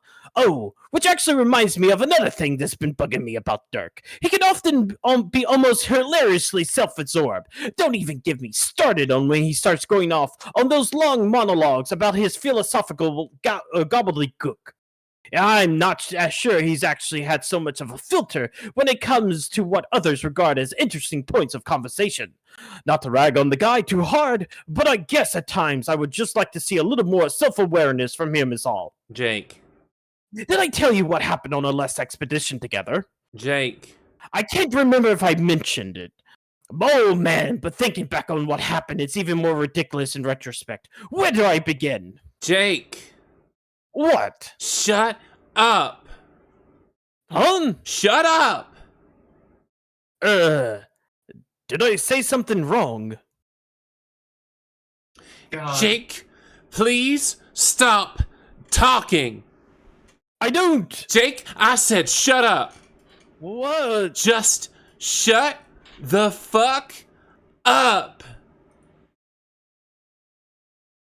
Ay, caramba! What in tarnation is the matter, Jane? What's the matter? What's the matter? I am sick and fucking tired to death of your insufferable blithering bullshit. Whoa there! You seem really worked up. Maybe we should just calm down and talk this through like sensible adults. Also, you're going kind of heavy on the caps there, aren't you? Sort of makes it seem like you're shouting. Just saying. I am shouting. There are literal shouts of anger coming out of my actual mouth, and they are directed at you. Yikes. Well, okay then. Can you tell me why you're upset with me? Is it because I forgot your birthday party? Because I do feel awful about that. Oh my god, are you really so clueless? I can't stand it. Really, I feel like a tool about forgetting. You know how I am. I forget stuff. I mean, shucks, Buster. If I knew how to make it up to you, I would. If it, oh my god, Ameliorates. If it ameliorates Amel- matters, Ameliorates. if it ameliorates matters any, I am sighing pretty much the shucksiest Buster of controlation I can manage. Contrition. Contrition. I don't know why I said controlation. Contrition, I can imagine. It's not about my birthday. The fact that you forgot certainly doesn't help, but that's not it. See? You just don't get it. Oh, and could you please stop saying Shucks Buster? Shucks Buster was my thing, and you stole it. I thought Shucks Buster was, sort of our thing. No, it was my thing, but I allowed it to be our thing, back when you used to give a shit. But now it's just mine, and you can't have it anymore. Okay. I suppose I can just go, I suppose I could go with Shoot Buddy or Fudge Jr.? Or maybe forego an analogous catchphrase altogether. But I clearly stepped in it big time with you, and I really like to know what I did. Jake, let me ask you, do you even remember the last time we talked? Wasn't it a few days ago? No, try a few weeks ago. And even then, you messaged me just to talk about some stupid shit that happened with Dirk. A tedious gesture, which then you saw fit to replies on my birthday of all days, whilst considerately forgetting about it. And when I reminded you about it, you still barged ahead with your self-indulgent relationship claptrap anyway.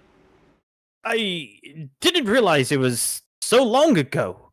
Sorry about that. Again, all I can say is, where does the time go? I guess I have trouble keeping up with everything I'm supposed to, which it seems to include personal relationships as much as calendars. I'm not much of a leader of people, not like you are, Jane. I think when it comes to adventuring, maybe I'm more of a solo act, which, now that I think of it, might be contributing to my problems with Dirk. Maybe that's part of the reasons why I needed some space. Oh, brother, there I go again, blustering about my problems. I guess I see what you mean. But really, if you wanted to talk sooner, then why didn't you get in touch with me? It feels like though I'm the only one to say hello to you lately. Yeah, that's because every single time we chat, you do nothing but talk about yourself. You never ask me how I'm feeling or what I've been up to. You just launch into your romantic problems, and I just listen like an accommodating fool as always. So I just stopped bothering. Why should I subject myself to that repeatedly? You might actually be the most thoughtless, self-centered person I've ever met. I can't believe I used to feel... Huh? Used to feel what? Jake, has it ever occurred to you how it must feel for someone to listen to her friend go on and on about his boyfriend problems when all along she just couldn't say because she blew it and was too late to... I don't even know why I'm bothering to explain this to you. Never mind. Now hold the phone, Jane. I think I may finally understand what's been going on here. In retrospect, I can't believe I've been this blind. You're right. I really can't be the You're right. I really can be deplorably thick sometimes. Looking back, I can see how many of our conversations must have been torment for you. You really should have told me how you felt sooner. Yeah, I know. If you told me you had the hots for Dirk, I would have backed off without another word. What are friends for? Oh God, you dumb man. You stupid bitch.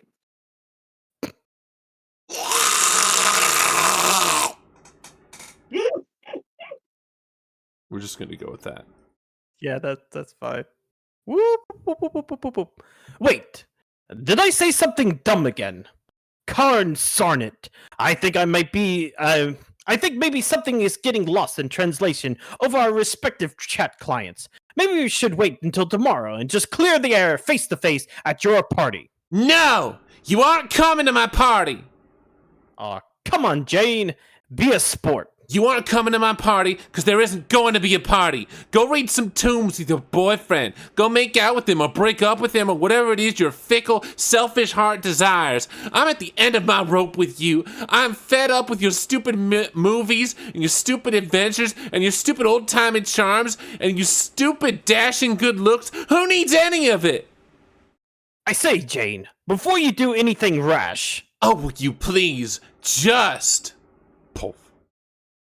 Shut the fuck up, Buster! Stomp.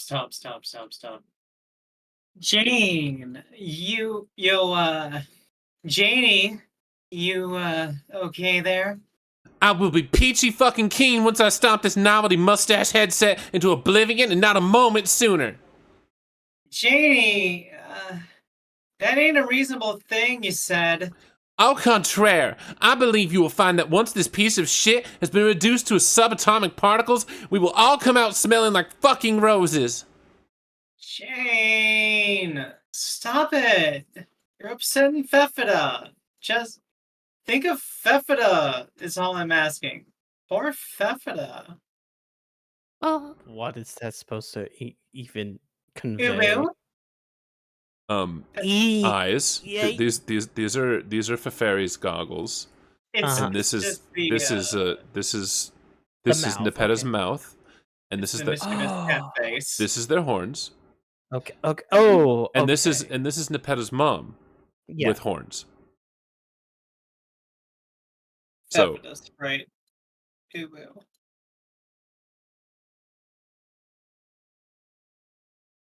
oh, poor Fefida, my sweet patootie. You and I both know Fefida has had to deal with garbage from jerk-off boys before. So don't give me this poor Fefida crap. Lol, yeah. My girl Fefida knows what's up. She's been around the D-bag block a time or two. Am I right, Fefida? Weaky face. Pretty much. Shit, yes. Give me a paw bump. Bump. Jane, you want in on this action? Come give us a fistful of sugar. Complete the three-way for max girl power plus solidarity against dumb dudes. Janie! Jeez, don't leave us hanging here. Fine. Jane, that was the piss-poorest paw bump I've ever seen. That was like a negative bump. We're gonna have to bump long and hard into the night to dig us out of this fucking bump hole you dug us into. With that tragic bump. That bump was like Shakespearean. Makes me want to weep softly and leave a bouquet somewhere. Someone plays a sad trumpet in the distance. Look, Fefida just sniffled a little at how sad that bump was. Shh. Okay, God. Was just trying to cheer you up, take your mind off of whatever the hell that was. You weren't serious about calling off your party, were you? Here, let me just get the chess guys to help put the table back on the roof. And maybe salvage the cake out of that sand dune over there. Nope. The chess guys just finished eating it. Let's bake another, okay? No, I was serious. I'm not in the mood for a party anymore. So it sounds like you got shaked. Ugh. Why, yes, that is the face of a girl who just got Englished with extreme prejudice. He was a blockhead and forgot your birthday, didn't he? I'm sorry, Jane. Yeah, me too. Can we maybe not rehash the whole terrible conversation, though? Yeah, we don't have to. Just maybe not try not to hold on. Hold what? Okay, just try maybe not.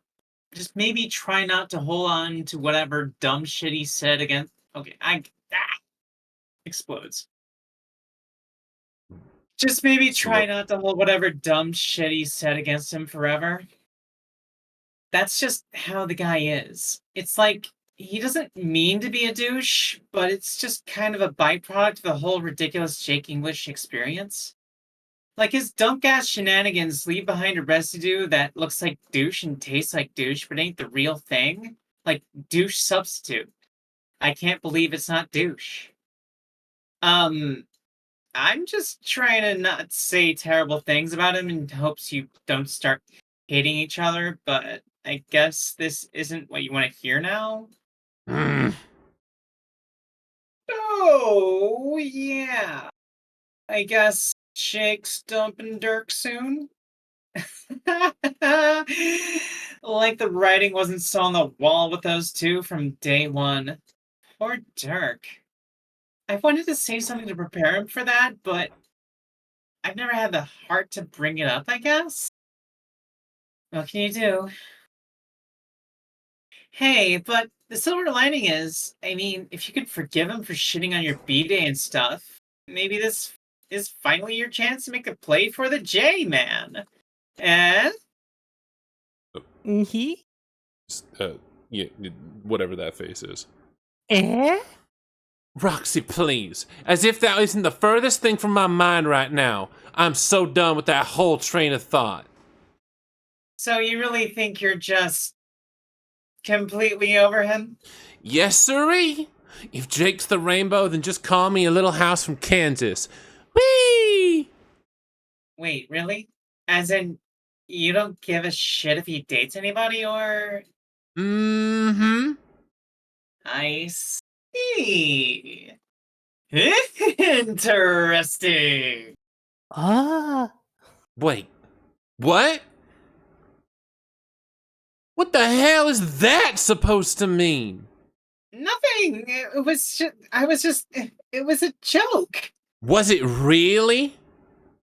Okay, maybe not a total joke, but still mostly a joke. I'm only trying to blurg. I don't know. Roxy, I get you're trying to make me feel better, but a lot of things you're saying here aren't really helping. Do you even realize what you're saying half the time? I think I liked you better when you were drinking. Jane, no, don't say that. I got a problem.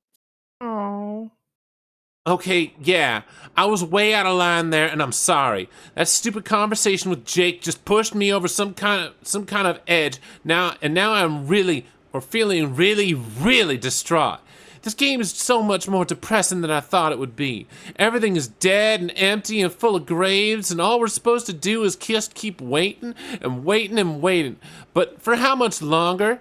And I still don't know where my dad is. And you still haven't been able to reach Calliope. And what if they're both... And now on top of all that, I may have permanently destroyed my friendship with Jake. Now, I just want to be alone. Jane, wait. I have to go. Where are you going? Jane, abscond. Do all the youth rolls. Nice abscond, bro. That was like a... That was a big combo. Home! Good lord. All my friends are disasters. Well, looks like it's just us. Party night with G-Cat and Fefida. Fefida? Oh, dang it. Hey, you know I could have used some support there. Where was all that profound shipping expertise when we really needed it? Usually I can barely shut you up, girl. Maybe you just clammed up over all the drama? You'd have loved that pun. The one I just said about clams.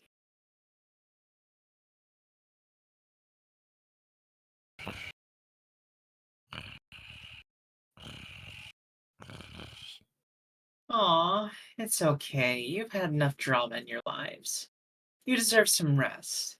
Good night, sweet princess. So, G-Cat. I guess this just leaves the two of us. Wow, this is great. You gonna behave yourself? Not do anything too, vexing or Cheshire Catty, I hope? Meow. Oh, motherfuck.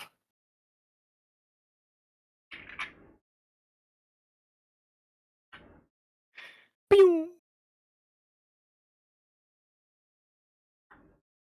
That's not ideal. Oh, shit just got real, huh? Jane, ollie outie.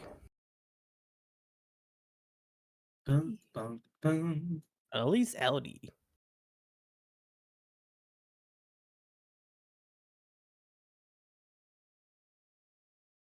Jane, answer. Oh god, here we go. Crocker! Hey, it's me! Remember me? What the? Tumut!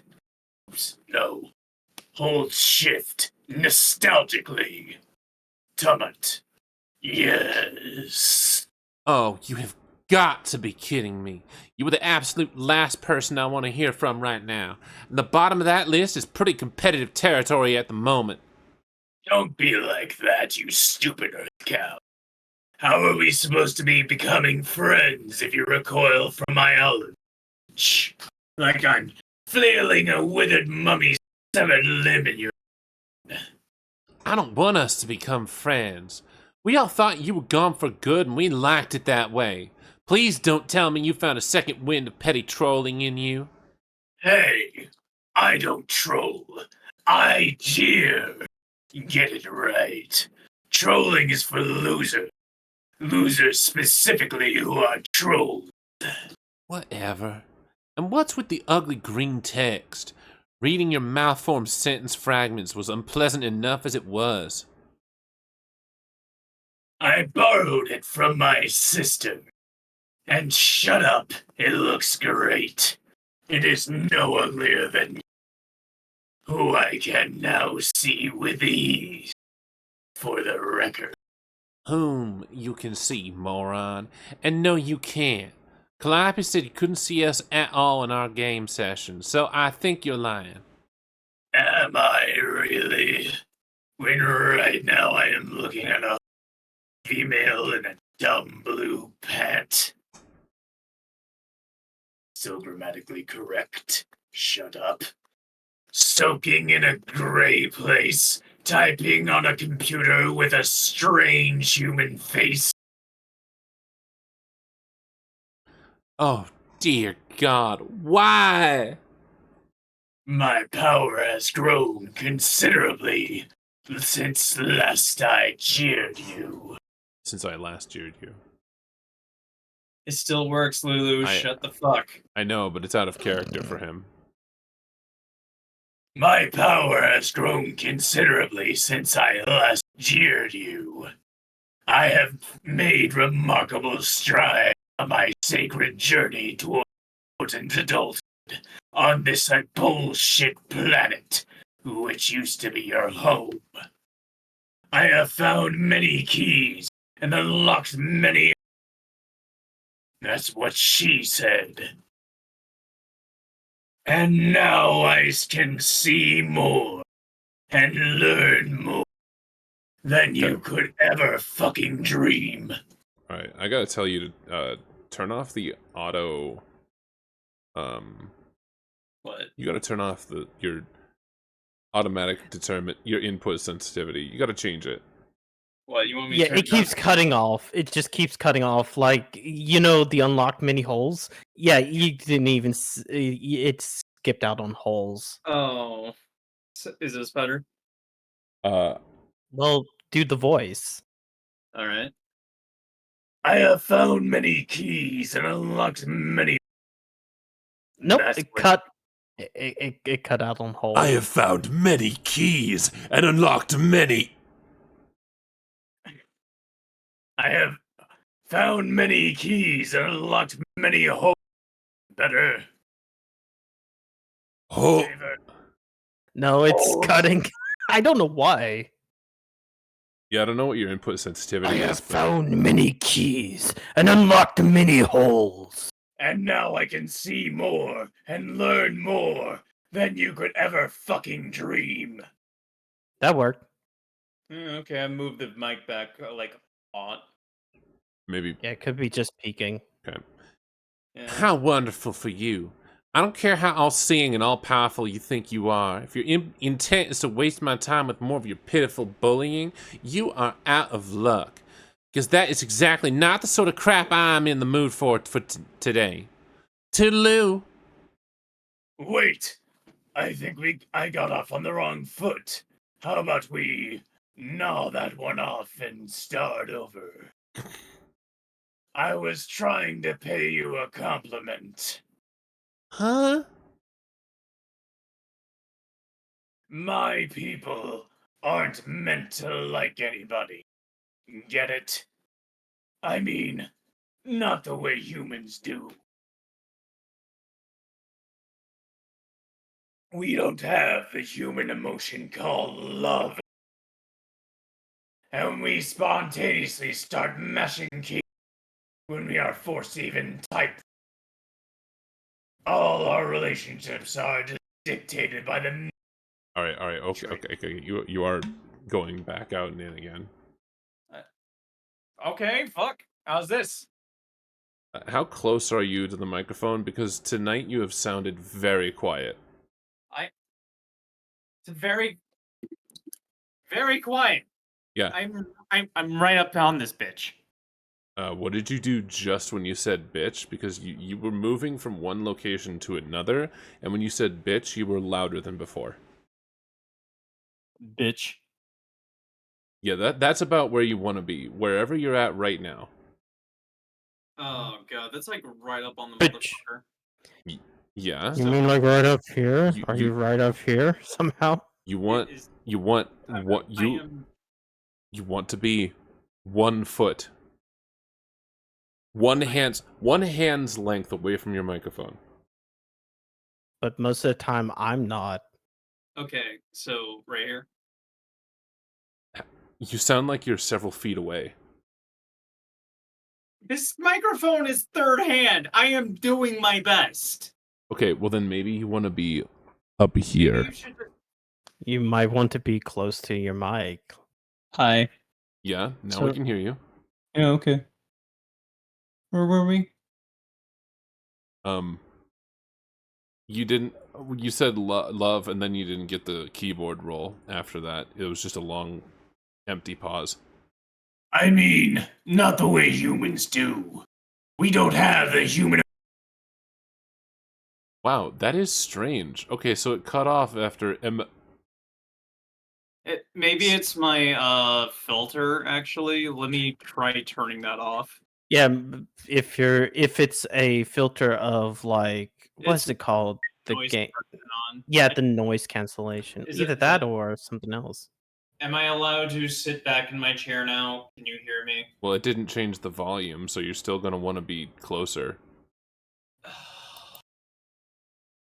Alright, hold on. I'm turning up the boost. There we go. We're now at max. That is just pain and ambient noise. We can hear your room. Now? That... No.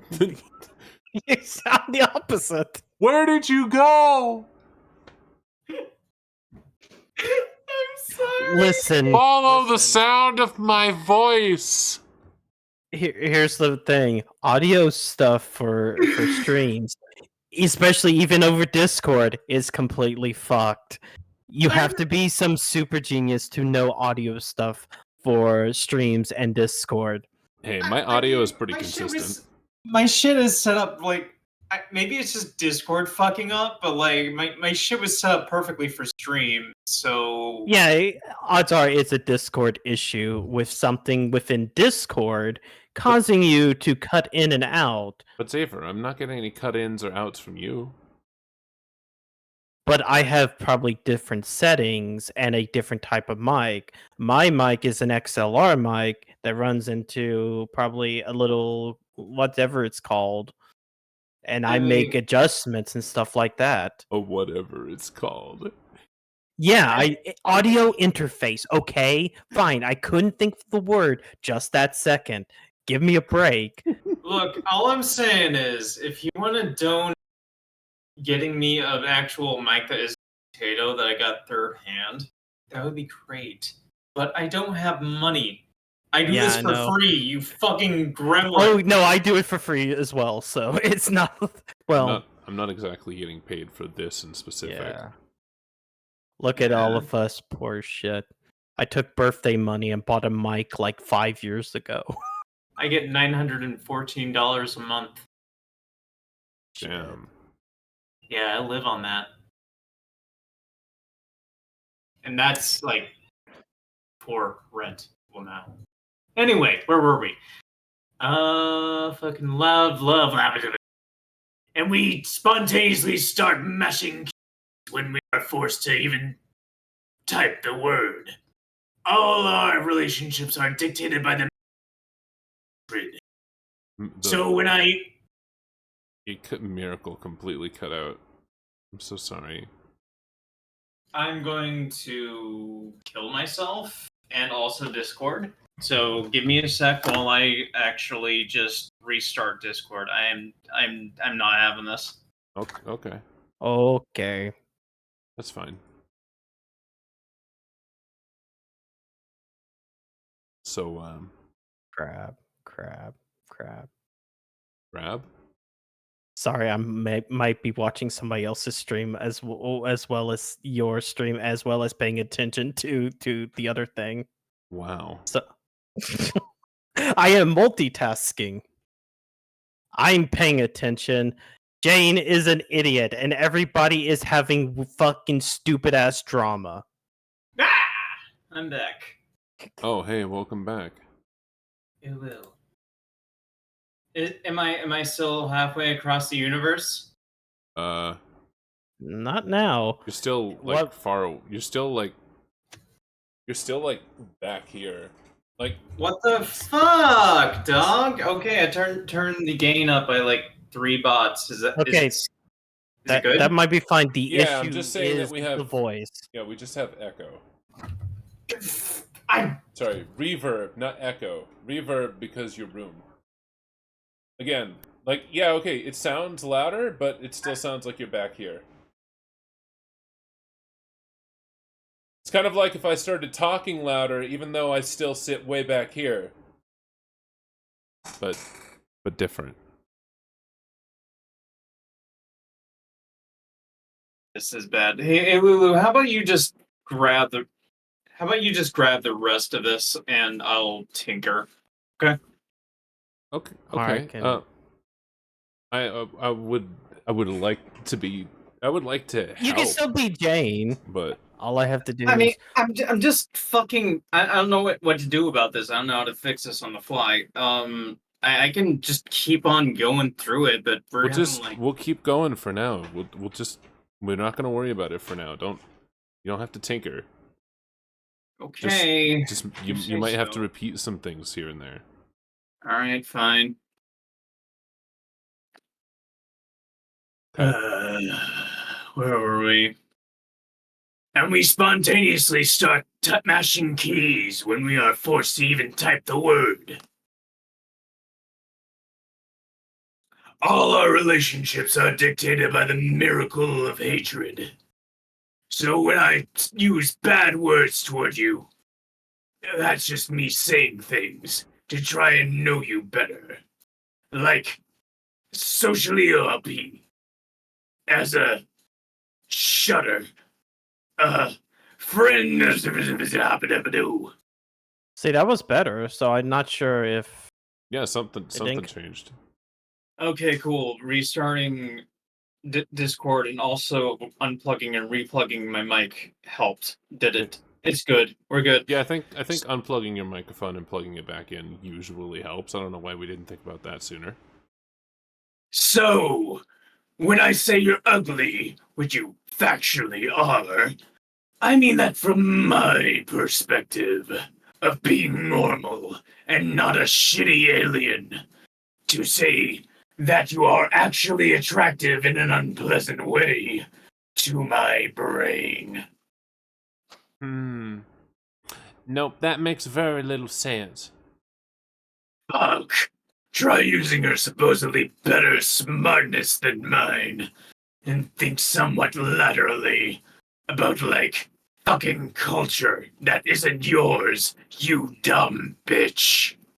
Yes, I see it all too clearly now. You're really quite the charmer. No, come on. Dumb bitch is just another great compliment in the same vein as that which I just described. It is a term of endearment. I used to talk about girls who, in my view, have managed to avoid being utterly beneath my personal acknowledgement. This isn't complicated.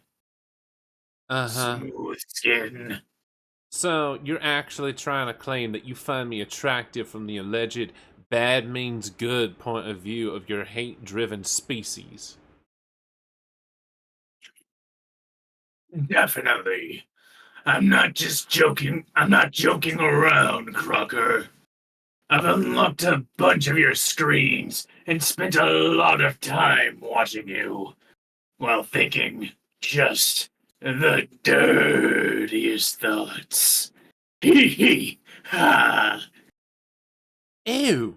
You pig! The other female, too. Let's not forget your squad's backup bitch. How nasty is she? Just so foul. And the things you get up to with one another, oh my. Need I even cite the altercation with your puffy slumber loaves? Excuse me? My compliments in particular on your colorful undergarments while bouncing up and down on the soft, human sarswaphagus. Sorry, I shifted the whole thing real quick. Oh, that's just great. The one time we had a generic girly pillow fight and it turns out some pervert was watching us. I think I need a shower. Assuming I can never take one again in peace. Don't worry, you can't. But seriously, Jane, can I call you Jane? Bitch, listen. You are one grody harlot, which means good, bad things to me. Let's remember. When I unlocked you, I don't know. Maybe I've changed, or maybe just you, since you turned older. But you've really filled out since I last saw you before. What? Really? Hell yes. I do enjoy a meaty bitch with a little clout. What do you mean exactly by clout? Oh, I think you know. When physical portions of the bitch kind of jut out exuberantly. Do you mean... Why am I even having this conversation? I just have a weak spot for the bad. Excuse me. I just have a weak spot for the above average heft of your parts, which wobble the most. Oh my god. Now do something nauseating for me to watch. I want to see a tawdry act of hardcore schmaltz. See that rock over there? Pretend it is the other insolent bitch. Act a little nervous. With your idle hand, graze one of your more bulbous locations.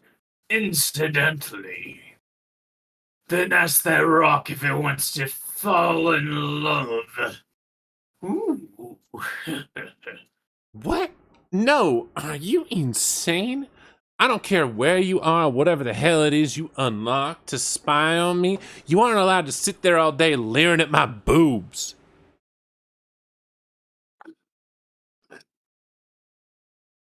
Where the fuck are we? You're Oh. what? I lost where we were. Boobs. I found it. Your what? My... What? Wait, what were you talking about? No. Tell me what those things you said are. I'm so enticed. Screw you. Tell me what you were getting at with all that. The stuff about clout and my bulbous locations. I was just saying, my taste prefers when the buxom shrew's physique puts a healthy dent in space-time. Space-time? I like how salty it is when a bitch grows out her skeletal. I like how salty it is when a bitch grows out of her skeletal phase, and her frame really begins to challenge the horizontal dimensions. What?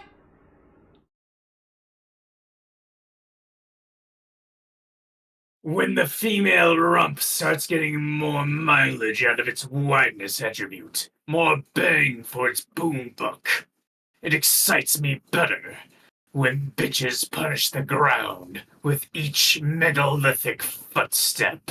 Shut up! I am not fat!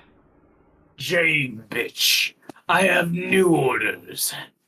You will strip to the scanty pair of party pants and the cloth chest piece, which you wear under those plain rags, and then find a knotty patch of mud and roll around in the mud like an earth pig, flaunting for me your slippery and swollen porcine personality. Physicality. Flaunting for me your slippery and swollen porcine physicality. And maybe grunt some of those decadent poems through your snout about some shit-face you adore. Oh, yes, that would be wretched. Go fuck yourself! Wait, don't shut me out. Remember what I said about our different cultures or whatever. Have an open mind, Jane. I made you a present for your birthday, whatever that actually is. See how I'm making an actual effort to understand your customs? Meet me half of the goddamn way. Oh, craps. What is it? A sublime artistic portrait. Remember how I said my power was growing with each day? This applies as well to my prowess as a draftsman. Oh, goodness, no, you poor delusional thing. I don't care what progress you think you've made, you will never be a good artist, dear. Horseshit. My illustration is stunning. It is nearly a photographic representation of your odious milkshake. Now park the industrial load of your freight you declare a bottom, and feast your eyes on my fucking excellence.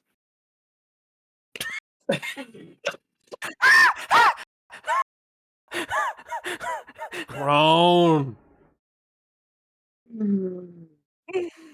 Oh, God. Ugh, my throat. I believe I have chosen the perfect shape for you. It is described in certain circles knowledgeable of this arts as a circle. I am very pleased with how faithfully it has captured the obscene rotundity of your magnificent carriage. Truly a spitting image of the Crocker bitch. Now listen carefully. You may learn something. The masterpiece aficionado will notice how I achieved this highly advanced and difficult shape. What most gifted artisans will tell you is that circles are basically fucking impossible to draw. Trust me, it's like a paradox. A shape without angles. What? So I fucking cheated. I navigated the irrational perimeter by making a lot of easily understandable, totally logical marks, forming a whole bunch of little right angles. The cheating part happens when I do this a lot, so it goes in a round direction. This one came out well, I think, but there's room to improve. I have theorized that if I keep making very bogus sorry. circles... Yeah? If you finished that and I was not here, I needed to get something to drink. My throat is fucking... Mine is shredding. Mine is actively getting shredded by doing this for ages and ages. Oh. I do not care. It is worth it, but still, ow. Did you say I am a genius already? Yeah. Not yet. No. Oh. I was right. I didn't take too long. Yeah, you were fine. Now, where was I? Navigated perimeter on angles. The cheating part happens when I do this a lot. It goes in the wrong direction. This one... I have theorized that if I keep making bogus circles like this, while drawing more and more angles, but smaller, so small, that you can't start seeing them. I am losing my voice progressively. That you can't seeing them.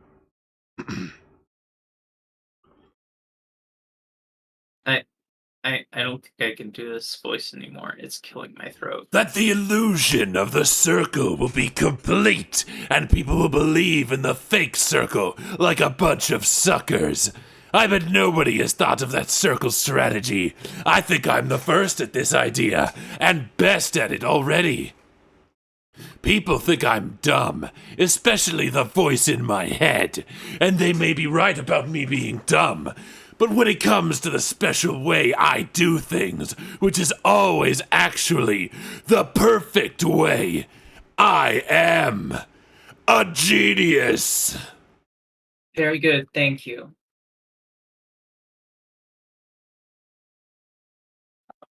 That is the most pointless and incomprehensible load of drivel I have ever read. Your portrait is every bit as abysmal as I was expecting, and for the last time, I am not fat. I think your claims of attraction to heavyset women, which you present as flattery, is an obvious ruse to get me to feel insecure about my appearance, and it isn't gonna work. Oink. Shut your stupid face. Ugh, this birthday is so awful. I can't stand it. Why is everyone treating me like shit today? What did I even do to deserve this? You were. Wait. What's the subjugation associated with human birth? Is it human birth? You were human birth. Shut... Oh, I almost did the Caliborn voice. Shut up! Shut up! I'm done humoring your perverted adolescent mind games. Tell me what happened to Calliope. Calliope, we want you back. Please come and spare us from this lecherous nincompoop. Calliope, why doesn't this work? Saying her name only wakes her up if she is alive.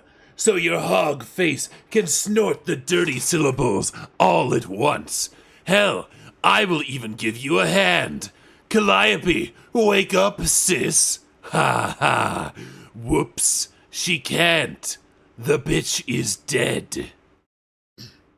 I don't believe you. No, it's true. I got somebody to stab her a lot. Then I stole her blood for my letters. No, that can't be true. I refuse to believe even you would do something so terrible. Jane, bitch, your preposterous female emotions are going earth bananas again. Settle down and listen to boy reason. Do not make me demonstrate the veracity of my facts yet again. That saccharine tramp is such a goner. She's never coming back. Just like your dapper human guardian. What? What do you know about my father? Where is he? He's fucking dead, is where. You're lying again. Tell me what you know. God, I'm trying to. My facts are having difficulty penetrating your hysterical attitude. Listen to me very close. He was captured by an agent soon after you began your quest. He was then put in a jail on Durst. Okay. So he's on Durst then? Bitch, you aren't paying attention. Do you know anything about the prison system on Durst? It isn't like the soft time you do on Prospit. I bet you never spent any time in the joke they call a slammer there, let alone on Durst.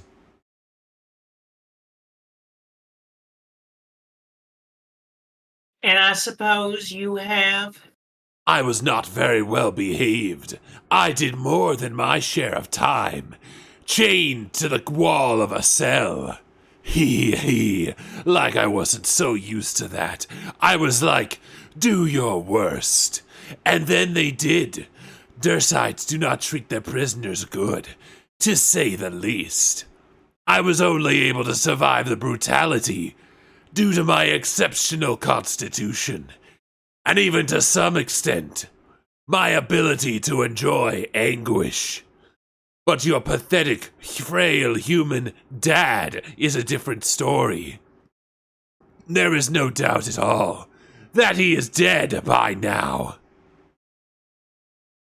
No. Don't say that. Shut up. You really should believe me. I have unlocked many of his screens, just like yours. You should see how they treated him. The horror he experienced must be difficult for a human girl to imagine. Perhaps I should capture one of the visuals and show you firsthand. You bastard! I said shut up! His agony was magnificent and very long-lasting.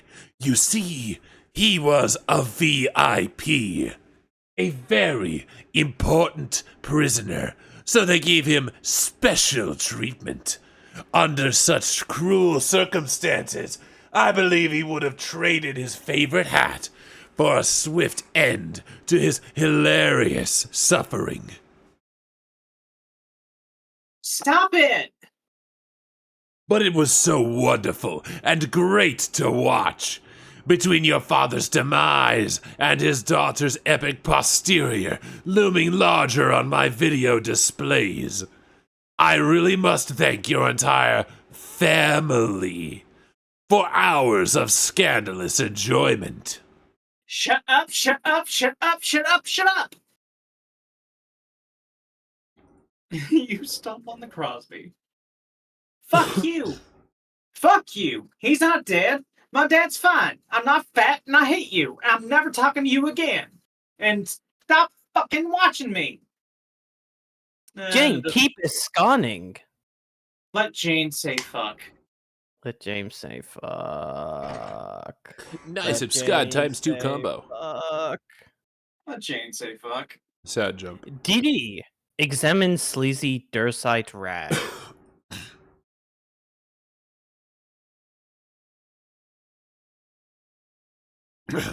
I don't. Let's see what's in the news today. Oh shit, this is Demon Droog. I can do this. The Inquiring Carapacian. Jailgate. Diplomatic gridlock. White shell mendacity at all-time high. Sure, fine. No surprise here. The Archagent is dominating the headlines yet again. Already approaching day 154 of this debacle. It's a big day for your kingdom. Hard to believe it's here already. Time sure flies when you're being smooth and well dressed. The article covers the usual tedious politics surrounding the negotiation of his release. After weeks of posturing and grandstanding, Prospect's terms have been bargained down to a polite apology, signed by the Condess herself. Or those were the terms you were last aware of. You checked to see if there's been any further developments. Yeah, just as you thought, she refused those terms.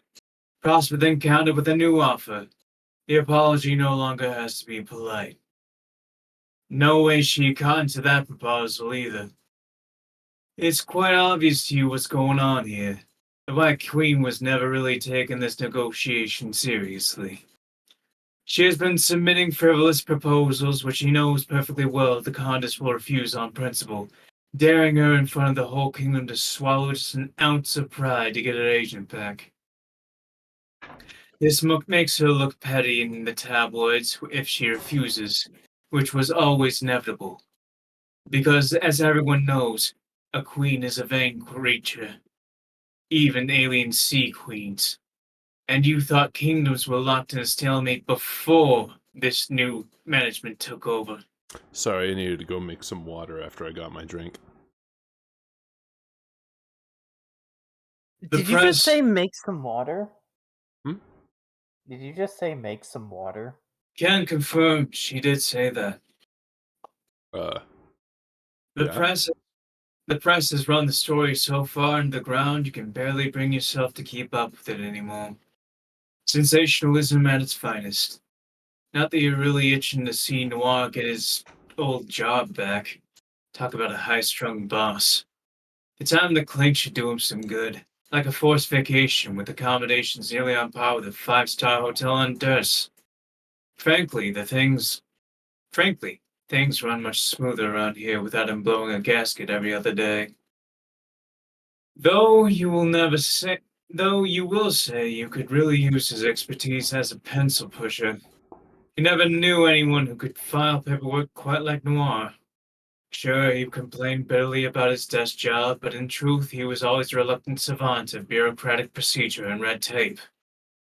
Now you're getting buried in all these goddamn tax forms and parking tickets.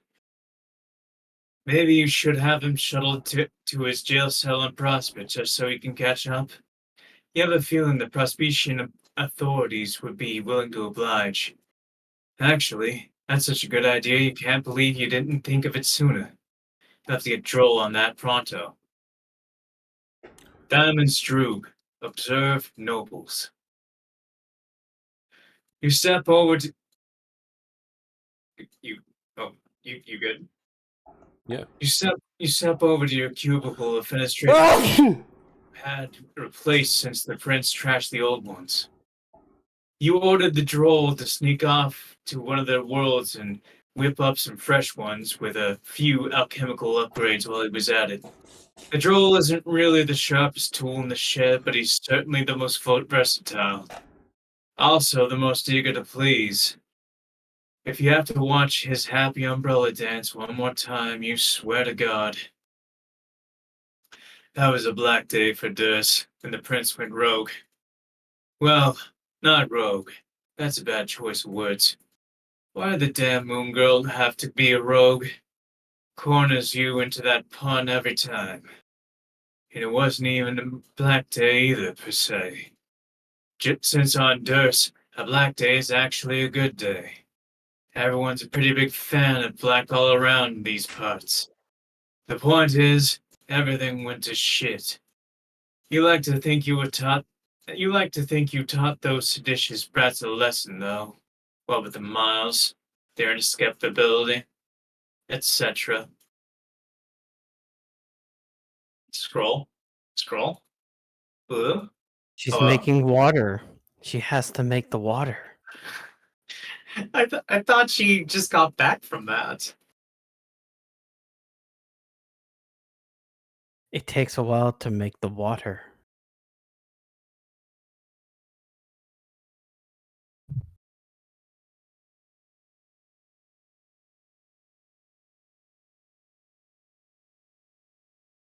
Oh boy, sorry. We have a bunch of dead air. I guess I now need to start talking to fill the dead air, to do the jobs that Lulu is not doing because Lulu refuses to scroll down. And I think I've heard movement on the end of Lulu, but then again, I'm not sorry. sure. I had to use the restroom. There you go. There you go. And I also had to go check and make sure that my water was being made right. And it's also a good thing you taught them a lesson when you did. Because the next day, the Condis had new orders for all agents. Engaging the nobles was thereafter strictly forbidden. No more sabotage, assassination attempts, any of that good stuff. Not until the heiress's Reglin Day. Then all bets are off. Who's the heiress and what's a Reglin Day, you ask? The heiress is the maid. Okay, you said. And a Reglin Day? That's just her birthday, but phrased in alien. Like the anniversary of the day she was spawned, with cake and all that jazz. Come on, use your brain. All right, got it, you said. Anyway, that's tomorrow. You guess as the orders came down from her boss, who, from what you've gathered, is even more of a head case than your presently incarcerated superior. When she starts kicking up a fuss, yelling at people, fucking any poor slob unfortunate enough to make a misstep while grooming her hair, you know too well that that's the frustration of an exasperated first officer. Would almost make you feel sympathy for the witch if she weren't clinically psychopathic. She's never copped to it, but you just know she's got some schemes on the side. Every good right-hand gotta have something up its sleeve. Some sort of contingency plan the boss doesn't even know about. Trust you on that one. She's cooking something. It probably has something to do with the new prisoner she reeled in. You don't know what she wants with the girl yet, but she's always got something cooking. Or baking. Whatever. The point is, the woman spends a lot of time in the kitchen. Diamond's true. Check on prisoner. Speaking of the new prisoner, you wonder how the old one's doing. You're not gonna check on the new one. She's out of your jurisdiction. Like you said, the witch has her schemes, whatever they are. You're gonna leave that alone. You're more curious about the status of the fellow you captured 153 days ago. You take a stroll through the Durst Penitentiary. This is where the Gen Pop is housed. For inmates, life is generally unpleasant and short down here. But the moment you laid eyes on this human prisoner, you knew you could never in good conscience lock him up with the dungeons and gulags with the common thieves, tax cheats, pocket fee delinquents. That would be a crime worse than those committed by all the inmates combined. No. A man of such distinction and strong fashion sense needed special accommodations. A cell reserved for very important prisoners. Nice. Diamond's Droog, proceed to solitary confinement suite. Going up. Hey, he's just chilling. Well, yeah, it's torture for Caliborn. So The prisoner appears to be doing well. You ask him if you can get him anything. Coffee, a newspaper, additional smoking apparatus. He indicates that he's lost his wallet and he's been running low on pipe tobacco. You say you'll see to it at once. While this is a maximum security suite that is virtually impossible to escape from, you've made it clear that to all personnel that anyone who harms a hair on this man's head will have to answer to you. They are all very fortunate that his head doesn't seem to have any. God damn, he is good at shaving. You are not afraid to admit your envy when it comes to his prowess with the straight edge. Not even to speak of his natural ability to grow whiskers in the first place. The lucky stiff. GG, Diamonds. that's what the prisoner's doing. Lamau. Diamonds Droog. Ask what the prisoner's doing. No need to ask. You can plainly see he is conducting some rather serious business with his mobile device. The network restricts access within Durst only, so he can't contact the nobles and do anything sneaky. But at his request, you set up a kingdom-wide network to trade online tips with other Durstites pertaining to his interests, notably fashion. In the weeks since his arrest, the captive has become something of a celebrity on Durst. His impeccable sense of businesslike attire has taken the kingdom by storm, and now trends feverishly amongst social networking groups. Okay, there is only one social networking group, but it's a trending feverishly in that one. You can't say you're totally impervious to the craze yourself, nor can you say you weren't shamelessly complicit in promoting it. Hell, you can't even say you didn't mandate certain dress code modifications throughout the kingdom, enforced under penalty of death. Nope. Can't really say you had any. Nope. Can't really say you can say any of that stuff. Trip me up there. Yes, Hat Liquor, we're here for you. I am very Liquor. concerned. Liquor. Oh, lick. Might as well be Hat Liquor. You What never know. means They that? might lick I guess your new troll handle is Hat Liquor. Hat Liquor. Hat Liquor. At all, help! Need help! I guess just pick up whoever wants anything. State business. Hmm? Oh no, I'm having a break. Oh, you're having a break? Oh, wow. Okay. You I am from very your very busy schedule of doing nothing, I see. Huh? At Hat Liquor, I am very concerned. Tell me what is wrong.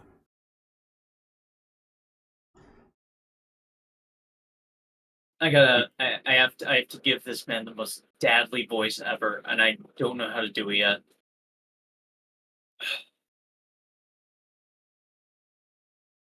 Yes. Hat Liker, we are here for you. I sat on my favorite hat.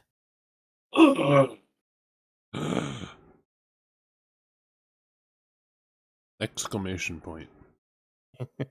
This is not a black day for you. My condolences. It was an accident. Afraid hat ruined. Please advise. At least Sock's okay? Socks, yes. Socks are okay. Did you sit on Socks too? No, do not sit on socks. I do not think sitting on socks would be a problem, though. No, it is doubtful. Fuck, I don't even know what I'm doing anymore. No, it's Nah, doubtful. just- Fair enough. Nobody needs to give any voices to these. Just Lamo. I will voice Pipe Fan 413 well because he deserves it. He doesn't get a lot of. He doesn't get any fucking lines beyond this. I'd had like no more information before you can advise. Please state your weight. At Hat Liker agreed. Exactly how much vertical pressure was applied to the top of the hat? I'd had like a report extensive damage to a hat. Not sure. Hat in bad shape. Does not resemble hat much anymore. Considerably less handsome. More like rumpled head object now. I'd had like a attempt to rectify hat integrity. I had like a use same blunt instrument which got you in this mess in the first place. Thank you for advice. Do you mean my bottom? I'd had like a yeah. Yes, agree with one dapper black shell. At Hat Liker. Unsit on hat. At one more socks. Can one unsit on a hat? Maybe IDK. At hat liker, turn hat upside down, then sit on hat. At how like her. Yes, Uri with chuffed about duds. Sit on upside down hat to unruffle. At hat like her. These men are leading you astray. Sitting on the hat again will only cause it to further damage. At pipe van, this will be the case even if Rumple hat is inverted? Yes, that will be the case regardless of the hat's orientation. Very shakily. I don't like this voice. Greatly respect at pipe fans 413's knowledge of finery. I endorse his warning. At Finery Fiend, me too.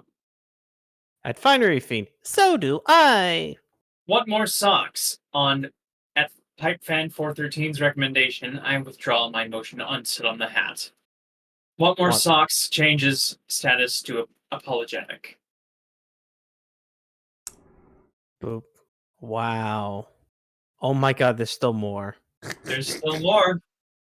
Welcome to the prison arc. Choo Oh, choo, motherfucker. At want more socks.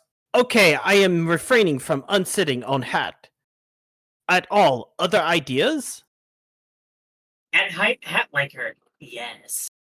At chuffed about duds. Go on, at chuffed about duds. At hat like her. Do you suppose it's possible the rumpled head object may have intrinsic value? At chuffed duds. I do not understand. Thinking outside the shell here. Perhaps bring rumpled object to Haberdasher for appraisal. Wow, I really fucked that one up. This all is fucked up. You suspect damage from bottom has caused hat to appreciate. Fascinating. Finery Fiend at Chuff Duds. Fascinating point of speculation, I wonder. I'm about to drop all these ats because oh fuck this. You gotta say their names, otherwise they're just gonna fucking. Actually, it doesn't matter. We aren't gonna see Yeah, it. It's a reply chain. Just I ignore know the it's a ads. reply chain. Ignore the ads. Just If that's the case, perhaps sitting on hat has released fashionable properties here thereto concealed by unrumpled conditions. You are suggesting that the damaged hat will look more dapper? It is possible. Oh, what if at Hatliker struts in public wearing new rumpled head object with pride? Oh, what if at Hatliker begins new fashion sensation? What an exciting thing that would be. At Hatliker. I want more socks. I want to be popular and famous. But I do not think I have the courage.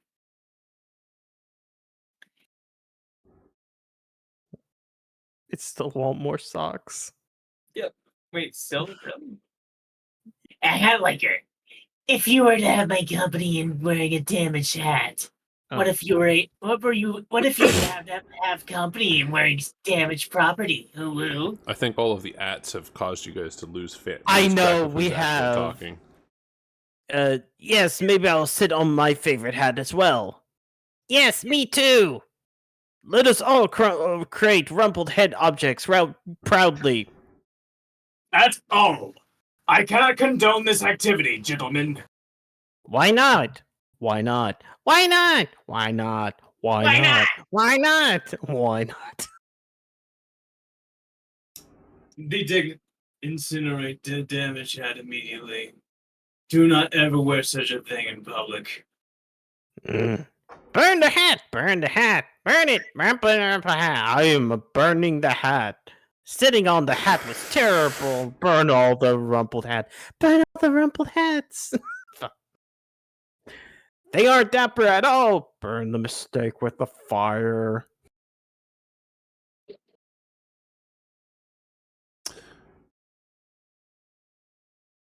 Yeah? You wanna? If not, I'll just do my Mina voice. Just do your Yeah, go Mina for it. voice. Yo, I can't even deal with this prissy hat chat no more. Public displays my Public works my ass. What a waste of royal gold. They all change it to bowing. This is what I get for letting all proper dudes run shit instead of nasty clowns. Dignitary, change the staffing to doffing hat. At the dignitary, I want my ring back, motherfuck. Years in the future, but not too far. Mine is several.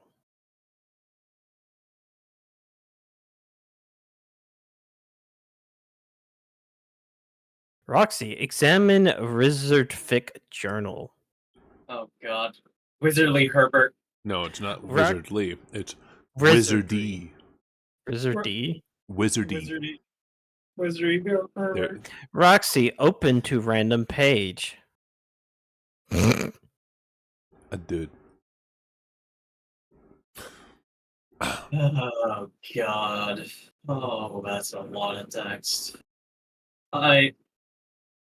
Does anyone dare? Or... I'll just read it.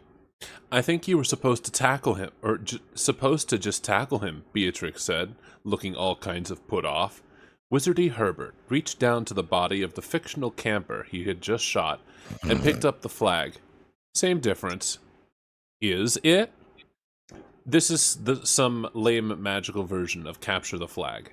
The book wanted me to capture the flag from him. The flag has now been captured. Anyway, he's just a kind of brainless puppet. Then what are we? She asked. I don't know. Brainless puppets who've spent a few years in the real world. Kind of like everyone else, I suppose. Geez, that's cynical. Anyway, you're the one who said we should let the story play out the way it's supposed to. I'm just pointing out your own rules. Herbert made a dismissive gesture with his smoking gun. These punks were starting to get on my nerves. We're making progress anyway. See? Listen to that. Russet's scene is coming up. If I remember right, this is the one that introduces his recurring love interest. Also, I guess, the chief bad guy. I mean, sorta. She listened. There was yelling through the woods. It was coming closer. Help! Herb! Bee! Where are you? The three Serpanook scoundrels flew through the woods on their magic flying wooden horses. They were chasing poor Russet. Russet came into the fort, crow's nest flag for dear life. He was a little scared, but mostly brave, not afraid of those Serpanook cowards. They caught up with him, and then they knocked him down. His wand flew away out of reach. Hey, Clove, not so taut are you, or tout are you, without your fancy wand. He was one of the Serpanook boys, and he sounded quite brash. Another one said, You think you're so hot with all your charm and good looks? Well, let's do something about that pretty face, ha? Ha ha. Then they started beating him up. Herbert, ow, will you do something? Ow, son of a... This can't be right. Herbert aimed carefully with his Beretta at the head of Russet's assailant. He was way serious and stone cold about it. He was not going to miss. Bang. He missed. Beatrix was grabbing his arm, redirecting his aim. Herbert, you have to stop. Why, Beatrix? He said, with a super sly smile. If I didn't know better, I'd say you were taking some enjoyment from watching your dear pal Russet's smackdown. What? No! She didn't let go of his arm. But he wouldn't quit his douchey smile. She went on. You can't just keep offing fictional characters. It's, I don't know, irresponsible. Yeah. Besides, you know the scene is supposed to play out like this. Russet is supposed to get rescued. How is he supposed to get rescued if the bullies are dead? You can't just go around changing things. I guess you're right. Herbert holstered his gun, admiring a few more choice sucker punches to Russet's midriff. Oof. That one will leave a mark. Beatrix regained her calm. So who's this guy that's supposed to save him? She asked. You say he's the villain? Here he comes now. Give me a second.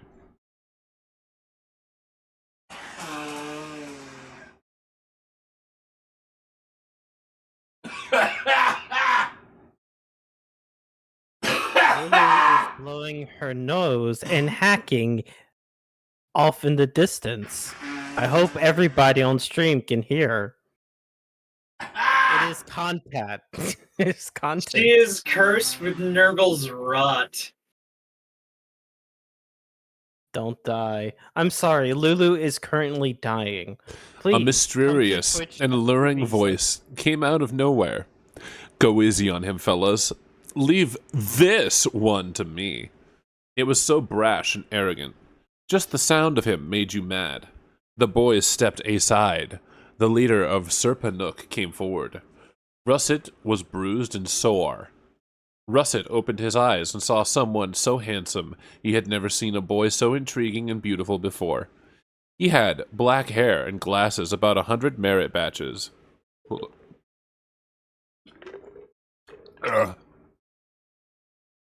Beatrix squinted at the Serpanook boy. She didn't know why she couldn't see it coming. Grant? The boy stooped down and gave Russet his hand to take. He said, I'm afraid I have to take your flag from you. You see, it belongs to me and Fort Serpanook. However, Russet was very intrigued. I will decide not to take your flag if you promise me a favor later on from now. A favor? Russet said. But he was barely listening. The resemblance to his real-life friend was uncanny. He was sure it was him, but here in this dumb prison, he was no more than a soulless mannequin dreamt up to recite insipid horseshit. You have to promise me that when the time comes, you will betray your friends and help me, he said arrogantly. Russet was outraged by this, and yet he couldn't help but feel strongly drawn toward this magnificent, handsome boy. Russet said defiantly. Actually, he said it like a zombie. Never will I'll never betray my friends. He. I should have known. You are truly loyal to your friends, as I expected as much. What is your name? Russet, he whispered. Pleased to meet you, Russet, even if you are the enemy. Allow me to introduce myself. The guy paused to remove his glasses and polish them on his sash. It came off as a seriously dramatic gesture, just as intended, and also as explicitly stated in the text. My name is Slinus. Slinus Marlavort. Roxy, jump ahead a little. What the fucking hell? Sports! Herbert and Beatrix were dressed in fanciful athletic gear. That's what kids wear when they're about to embark on a journey to compete some irrational magic sports. Herbert had tucked under his arm a big stretched-up leather ball with golden springs poking out of it for no good goddamn reason. It was called a skabump. Beatrix had propped on her shoulder this funnel thing to be worn as a glove called a grimmage horn, a crucial appendage for any drudzel scooper worth her salt. They'd been selected probably for some valorous deeds they did to represent Fort Crow's Nest in this highly whimsical sports event. Russet was there too, but he didn't get chosen to play in the sports due to some poorly explained stuff that had no reasonable person could possibly even or care about, even if offered loads of cash. He was mainly jacked into the scene to wave goodbye and wish them luck, which he begrudgingly did. He also put in some time dodging questions and averting eye contact from his friends. He was being a champion at that. Russet, answer me, Beatrix demanded. Why the heck didn't you tell us? Or tell Grant, for that matter. Herbert wasn't paying much attention, so Russet was moody and cryptic and didn't tell people some stuff. What a bombshell. He worried at one of the springs poking out of his redonkulous ball. It made a springing sound like a mouth harp and broke off. He wondered if the springs served any actual purpose. The springs did not serve any actual purpose. How could you keep something like that from everyone? What that you knew all along? I just wanted what was best for Grant, he finally said. She had tons of questions, but couldn't settle on the next one to ask. She wasn't about to let good body language go to waste, so she did kind of what mimes do when they don't like something you said. How long did he know Grant was from this dogshit wizard fic? How'd he escape in the first place? Was it really his spell that sealed them here? How long had he been planning this? She guessed that would explain why he had an absurdly obvious pseudonym. Grant Anonama? Yeah, like that's a real name. Great job, bro. Or should she say Slinus? She wondered if his bogus name wasn't an anagram or something. Like a clue dangled under their noses. Magic bad guys do love their anagrams. They are just so damn clever, and when you finally figure them out, it's like, whoa, instant mind fuck.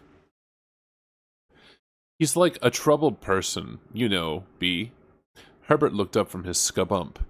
Well, if Russet thinks so, then... She gave up on the interrogation. When you're dealt a shit sandwich, why go to war over who baked the bread? Russet could stuff his dumb secrets in a sack for all she cared. What did she ever see in this moping tool? She never thought she would long for those times before they met. The old questing days before all this started. She was never exactly psyched to start or watch Herbert assault a crazy old wizard with a pistol, but now... Okay, she wasn't saying she wanted to see any more wizards get shot. She just meant she would trade all the badges in the world to go back to when things were simpler. It was time to go. Their narrative's invisible conductor let them know with the arrival of a carriage. It was drawn by two floating, perfectly immobile wooden horses. Herbert read this thing 100 times, but still couldn't understand the author's fascination with flying, rigid wooden horses. Herbert held open the door with a bow, and gestured her in with ironic chivalry. The text didn't let it go unsaid. That was meant as a big fuck you to Russet, thus keeping their rivalry brewing, but in truth, neither dude was feeling it this time. Beatrix got in, and they were off. Rigid horses, carriage, and all into the sky. They turned around in their seats and waved to Russet below, because a poorly written sentence said they were supposed to. Beatrix smacked her forehead. Not an anagram, she quoted from her brain. What? He asked. That fucker. See, skip to the end. Herbert took a swipe at the clumsy yet elusive skabump. The orb ducked under his arm and shambled on its way like a husky beetle with some stuff to do over there. The crowd of almost people roared generically at the almost snatch. The maneuver, if successful, would have locked the score at Queen 6 love, which really would have been just, wow, something else. Possibly exciting? Herbert still didn't quite understand the rules for their game, and judging by the antics of all the other boobs on their floating wooden horses, the author didn't either. Herbert struggled to turn his horse around to pursue the skabump, but his mount of rigid lumber was unresponsive. As much as he reminded himself, he just couldn't get used to the fact that the story was in control of the horse. Dead ahead was the league's elite Drudzel scooper, who was fussing with the laces on her gimmaged horn while her horse idled. She looked up. Herbert, watch where you're going. I can't. I think the book wants us to crash. Beatrix thought about it. She almost kicked the sides of her inert stallion to prod it along, but caught herself. Do we really have to? Herbert shrugged. Another solid half-minute of awkward horse advancement went by before the creaking oaken collision. Herbert tumbled through the air and hit the grass pitch hard on his back. Beatrix landed on top of him. They found each other face to face. Is she serious with this? She asked, regarding the hella subtle way the author decided to craft this situation. Was like puppetry in motion, plus horses? I'm afraid so. I think the story is building romantic tension between us. It is? It was not a question, but a statement of major concern. Yeah, it is establishing the groundwork for romance between our characters. It's sort of the one token heterosexual romance in the book. We probably just have to write it out. Beatrix didn't know waft the feeling of color red wash, but she could swear the felling. She could swear the felling. Feeling was creeping onto her face. Doint right while drunk, you lushy Dumbo. Roxy, don't right Wilk drunk. You decide to take your own advice. You'll just wait a few hours to sober up before continuing your hero's metatextual adventure through an even crappier wizard fic than your own, which you yourself wrote anyway. Contrary to what your local readership of Zero may believe, being impaired is not actually constructive to the process of engineering awful prose. Well, looks like your alien pal wants to say hi anyway. Might as well pass the time chatting with her. Your home suddenly loses power due to the storm, which makes no sense. All devices in your house are powered by the portable green hubs you stole from the lab. That's weird. Your laptop continues to run on battery power regardless. Roxy, answer ooh. Ooh. You. You fucking Ooh. goblin. No, because it's ooh woo, so it's ooh. Iranian Umbra. Hey, you. God, just save me from Frog myself. From mankind more rude crimes against literature. Dear. See what I mean?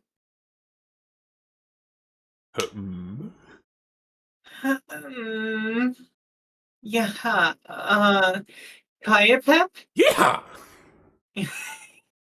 Yeah! What gives? Wait, how do I know your name? I don't remember you telling it to me, but somehow I know. It's Calliope. Say something!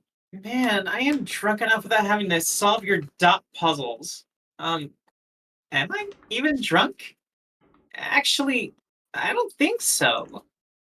Why did I think I was? What is happening here? Calliope, talk to me! Wow, it's a memory bubble. Who could have guessed? Another goddamn memory bubble.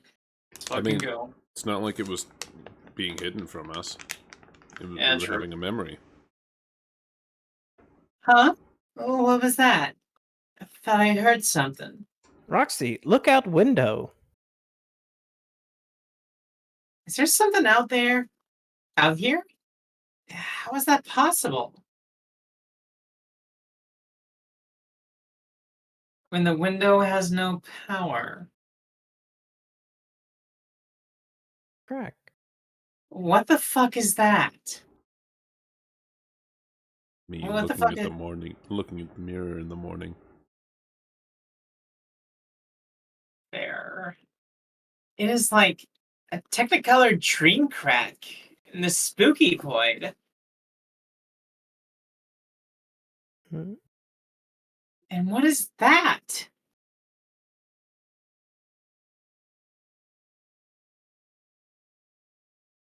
Is that? Is it? Could it be? Oh my god, it's Twinkly Herbert!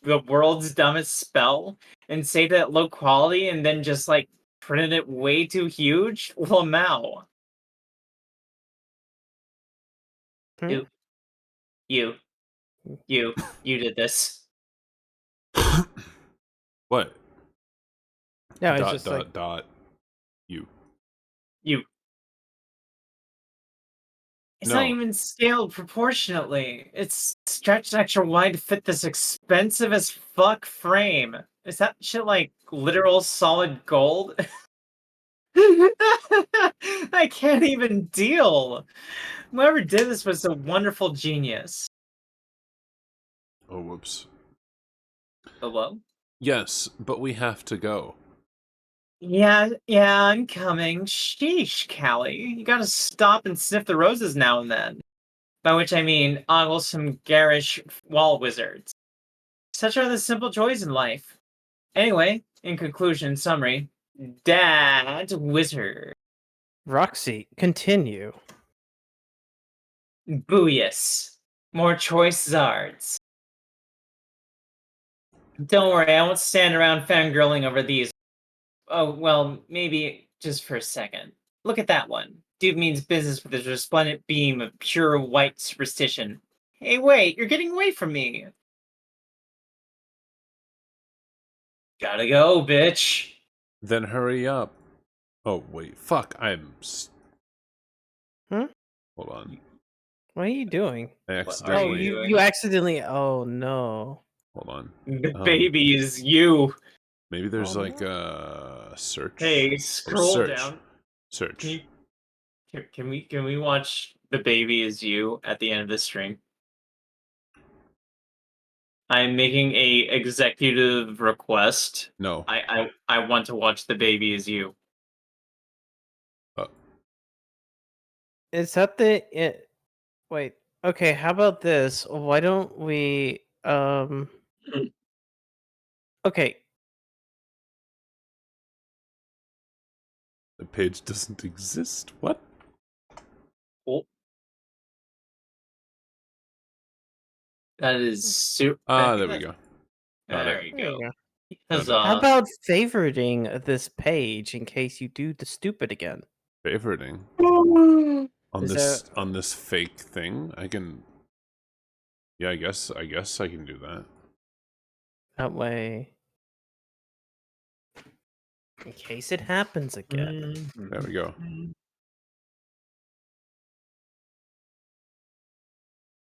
Callie, wait. Quiet Bee. Was that? Who was that? This way. Who was it? Yeah, Oh, that's her. That's the woman. Is she here? Is the Battle Witch here in my house? Remember, you're only dreaming. All that you see is coming from your memories and subconscious. Okay, I will keep telling myself that. It is only a dream. It is only a dream. My dream nerves are a wreck. I wonder if my dream house has any dream booze. No! Bad dream Roxy. Must not fall off the dream wagon. Shh. I'm just gonna say that. Shh. Yeah, probably.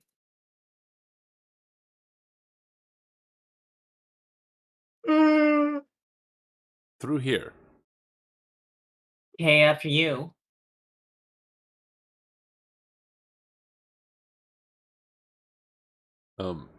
Through. We will have more privacy in here. Wait. What the fuck?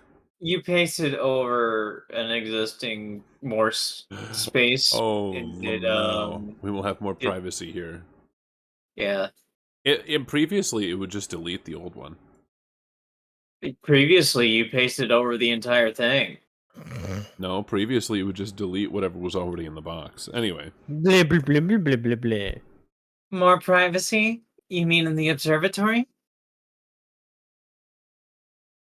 Not exactly.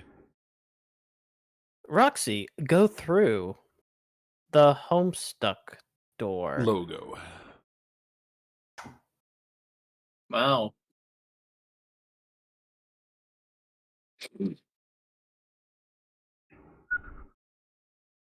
I like Follow- spirals. I like spirals. Spirals are good. Oh, so you like Japanese horror? I don't like Junji Ito. Go fuck yourself. I like the other kind of spiral. Wait, no, that's the good thing. Wait, the spirals were the good thing in Gurren Lagann, right? Or is that Mhm. what we're? I just like the spinny things. They go burr. You like hypnosis. Yeah, You like the Junji Ito is Sipsy good at those. Anyway. Oh god. Roxy, turn around. Hello. She's adorable. Calliope? That you? Yes, it is I. Holy shit. The most pious and reverential of shits. Turd in a church, Callie. You startled me. Sorry. But yeah, so hey, nice to finally meet you. Wow, you're pretty. So when you said you weren't good looking, it turns out that was a bunch of baloney. No, Roxy. I am afraid it was not a helping of your delicious earth bologna. Aw, don't say that. Also, you said you were a cherub, but if I'm not mistaken, you appear to be a troll? Unless cherubs actually look like trolls. Alas, we do not.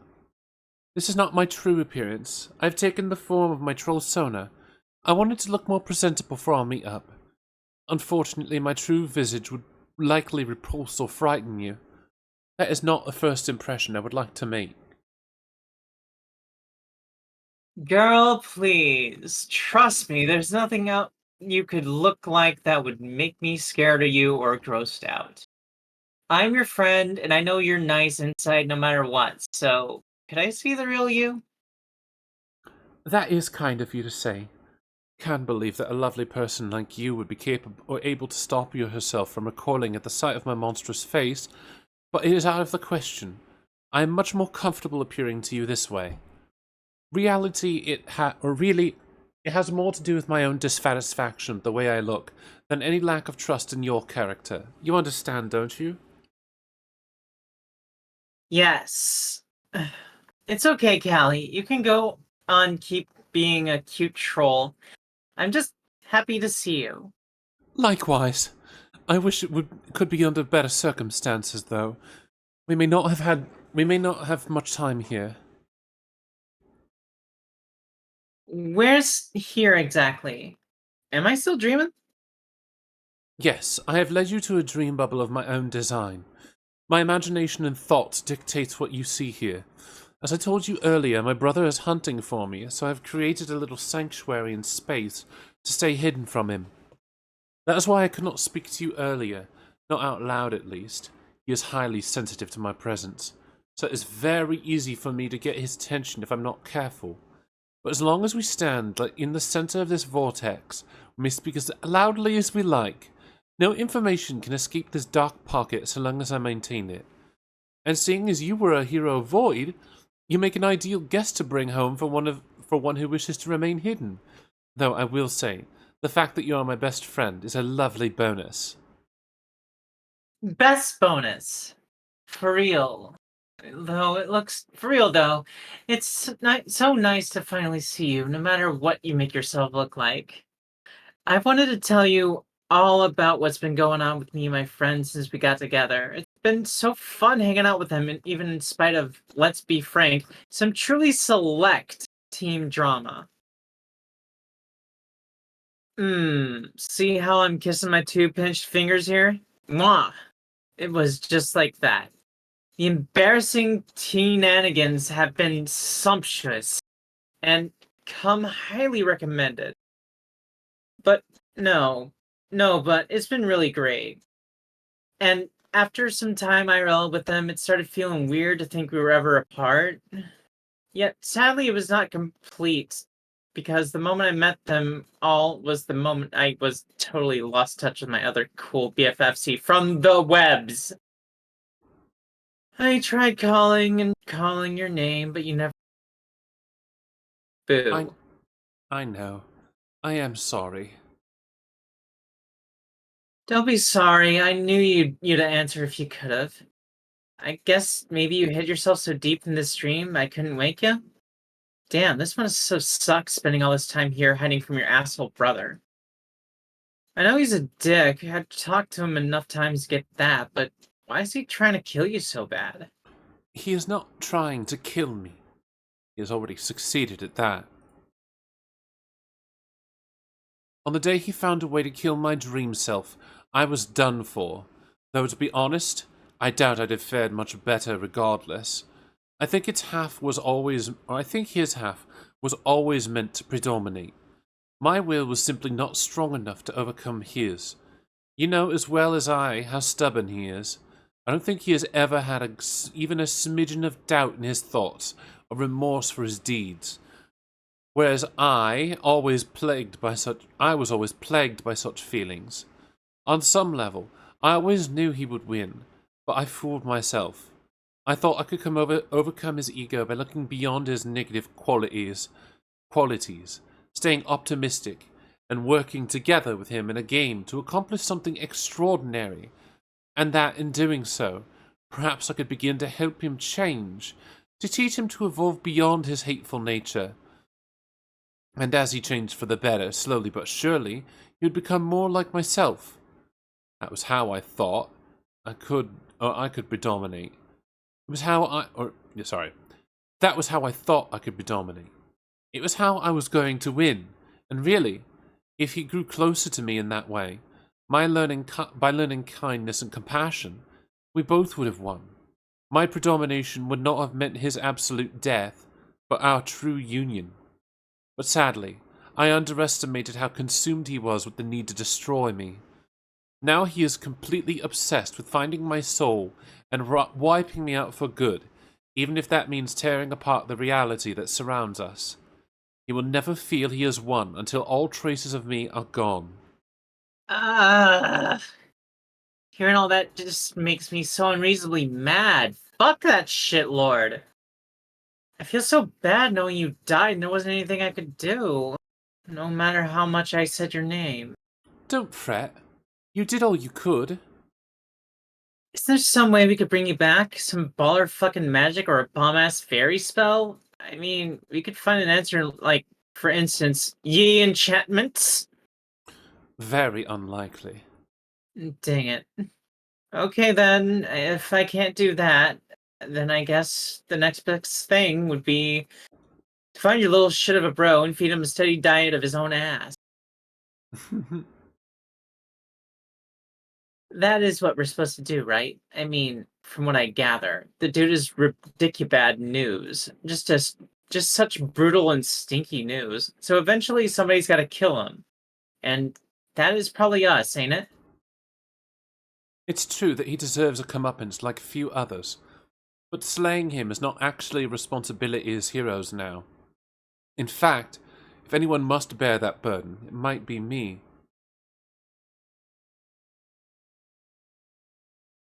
Oh yeah? Possibly. As we speak, there are hundreds of souls out here in the furthest ring working to defeat him. Some search for a fabled treasure, a weapon said to spell his certain demise, while others say that I myself am this weapon, and so they search for me. They band together in great numbers for this cause and attract his devastation in hopes of revealing the path to the weapon, while at the same time, they draw his attention away from me, and it is a good thing that they do. I must remain hidden from everyone for as long as I can. Why? Why not come out and be all like, here I am, yo, it's me, Secret Weapon Ghost Kelly. Because I am no such thing. I was already useless against my brother when he was just a brat who liked to tease me. Now that he is an exceptionally muscular and invincible adult, my chances are laughable. No, if I am to contribute, I need more time. I must go in search of my own weapon. What weapon? Ironically, the same weapon which many of them are looking for. Me. Huh? It's the only sliver of hope I have. I have reason to suspect there may be another iteration of myself out there, one from a doomed timeline who was kept hidden for a long time, just like I have. But unlike me, she supposedly came from a reality where she predominated instead of my brother, and not by the means which I described. Hers was not a mild union of reconciliation. Amazingly, her predomination was absolute, a major feat of will, just as his was with me. As such, she went on to play the game and, well, I cannot even imagine what followed, aside from the fact that she eventually must have died for existing in an offshoot reality. If she exists, I would be eager to meet her. It would be a chance to get to know a version of myself who was strong enough to override the will of my brother. Someone I might have become if I had a little more courage. And if she is such a person, then I really believe all I have heard must be true. I believe she is the key to defeating him. So I have no choice. I must go in search of myself.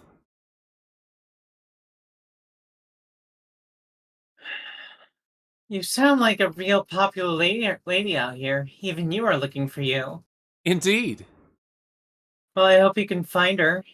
But if that's your job, to find Bizarro Calliope and go wallop your bro, then what is our heroic biz? It's the same as it always was. To win the game. Oh yeah. Duh. It is as I once told Jane. With victory, you may finally exit this vast whirling storm. By claiming your reward, you would bring closure to a very wide coil of causality, not one tracing a continuous path like a snake, but intricately woven like a wreath. A ring of countless little rises and falls, ascents and descents. On its way up and down, a pair of much bigger ones itself. From alpha to beta, then beta to alpha, as if a mountain to be scaled and then climbed back down. Its peak touches the eye of a storm which cannot end until the moment you all walk through that door. Only then will there be calm.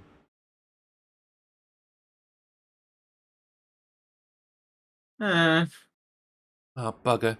Forgive me. Sometimes I forget myself and begin speaking in riddles. It's just a habit that is of the nature of my people. yeah, I know. At least yours are better than your bro's stupid games. Don't remind me.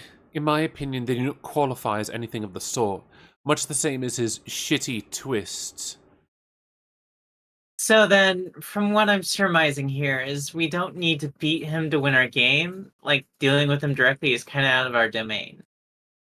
As the one who provoked the breach in Paradox Space, which I just colourfully described, he has always exerted his influence on your realities from afar, and from many different angles, through unwitting surrogates, outsourced manipulation, outright enslavement, and then petty harassment.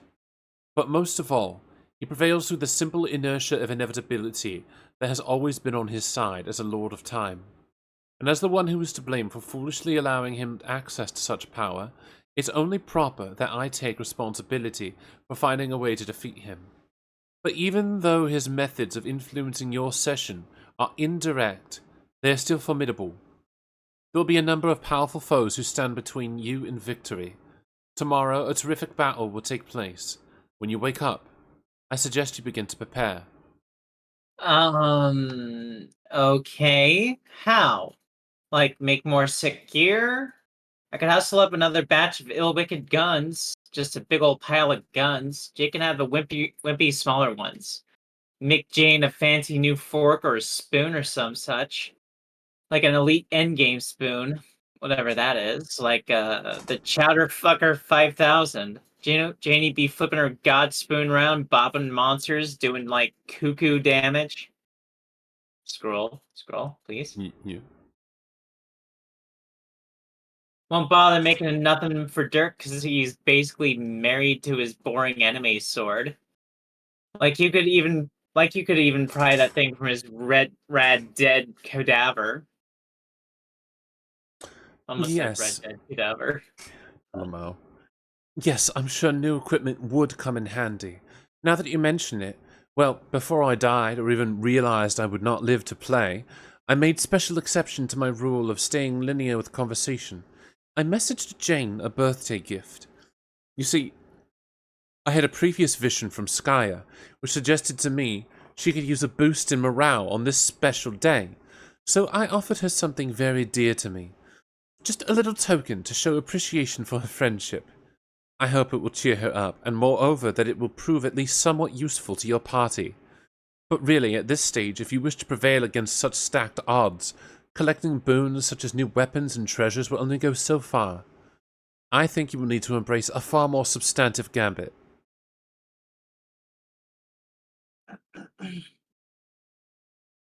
What? Like what? Oh my gosh, are we gonna have to enlist Fefida? Is Fefida the secret weapon? It's Fefida, isn't it? Poor, sweet, dear, precious Fefida. It is not Fefida. I'm suggesting a measure that is much more extreme. I believe you should all strongly consider ascending to god tiers. Oh, okay, that sounds cool. What do we do? Well, of course it sounds cool, but it's not necessarily as easy as it sounds. Stealing oneself for death, believe me. But if you can find the resolve, then here is what you must do. Since none of you have any dream selves left, it won't do any good to sacrifice yourselves on the quest beds found on your respective planets. And even if you did, there's not even a battlefield from which to rise anew. No, your void session had only one path to ascension all along. You must travel to the center of the moons of Prospit and Durst, and there in the crypt you will find your sacrificial slabs. You must lie on them, and then you all must die, one way or another. Alright. All right? Yeah, fuck it. Let's do this. Doesn't the thought make you nervous? Well, getting off on a moon slab ain't my idea of primo fun times or anything, but, like, you end up with superpowers after that, right? Yes. And some kind of semi-immortality? Yes. And cool costumes? Yes. Then what is even the fucking holdup? Let's pop our asses slabward and get down to dying. You seem quite cavalier about this, Roxy. Don't you have doubts? Wouldn't it cross your mind to wonder, what if I never wake up again? I know it would for me. I guess that's a fair point, but you say I'll be fine, right? Yes, I believe you will. That's good enough for me. I trust you. That's gay. But it sounds like we don't have much time to pull it off. Because foes are coming? Who are all these foes you say we gotta beat? Those who I mentioned my brother has been exploiting as his pawns from afar. The most obvious would be the one responsible for the extinction of your race, who also happened to be responsible for his most fortuitous nap. Huh? Wait, how did I fall asleep? You don't remember yet? I remember a party and a sad Jane, a poor sad Jane with a shitty fella problem, and a ruined cake. It was going to be so delish, but no, it was claimed by the cruel and unforgiving sands of Lopan. I remember. G-Cat! G-Cat! God damn it, G-Cat! He poofed me away with his cat magic and got KO'd by a floor. But which floor? It was a Durst floor. Oh man, was I captured? The Battle Witch has me, doesn't she? That's who you meant. What is she gonna do with me? As I said, she is his servant and is obligated to do everything in her power to facilitate the cycle of his existence. And while nearly all she's done on Earth and on Durst has been to advance that scheme, that does not mean she's without her own agenda. I know she would like to see my brother defeated, as much as anyone else. For her enslavement, for double-crossing her, for orchestrating her people's extinction. He always did loathe trolls. I've suspected I may be to blame for their misfortune as well, considering how much I fancied them. Okay, so if she wants him dead too, and has her own personal secret plans or whatever, then what's she want with me? I believe she's looking ahead, far beyond the fulfillment of her obligation. She is likely making plans for after she is liberated. She has lived as a ruler and conqueror for a very long time, and probably couldn't have done so without such guile and foresight. If she has captured you, it's certainly for a good reason. I think she wishes to exploit your abilities as a rogue of void. What abilities? I don't have any abilities, except making screens dark, which as superpowers go is lame as hell. None that you have gotten in touch with yet, but rest assured you have them. It's like I told you before, remember? A fully realized rogue of void can do remarkable things. Things which even other god tiers would view as miraculous. Like what? Why don't you see what it is the Queen would have you do? Then you may look inside and determine whether you have it in you to do it. Man, whatever she wants, even if it is an enemy of my enemy kind of thing, I don't think I could ever bring myself to help her. That is understandable. Just do whatever you feel is right. I'm sure you will make the correct decision. You see, I trust you too, Roxy. Aw. Oh no. Aw, thanks, Callie. Oh no. What? Oh no! Roxy, turn around again. What is she doing here? Hmm? Rude? Hey, Rose. Mom? Mom? Lamo. And they were moms! No, no, no, no, no! This won't do it all! A light player! A light player? Have you gone mental? Why don't we just burn a bloody bonfire in here? He'll spot us any minute, assuming he isn't already on his way to blow us all to kingdom come. Wake up, Powder. Poof.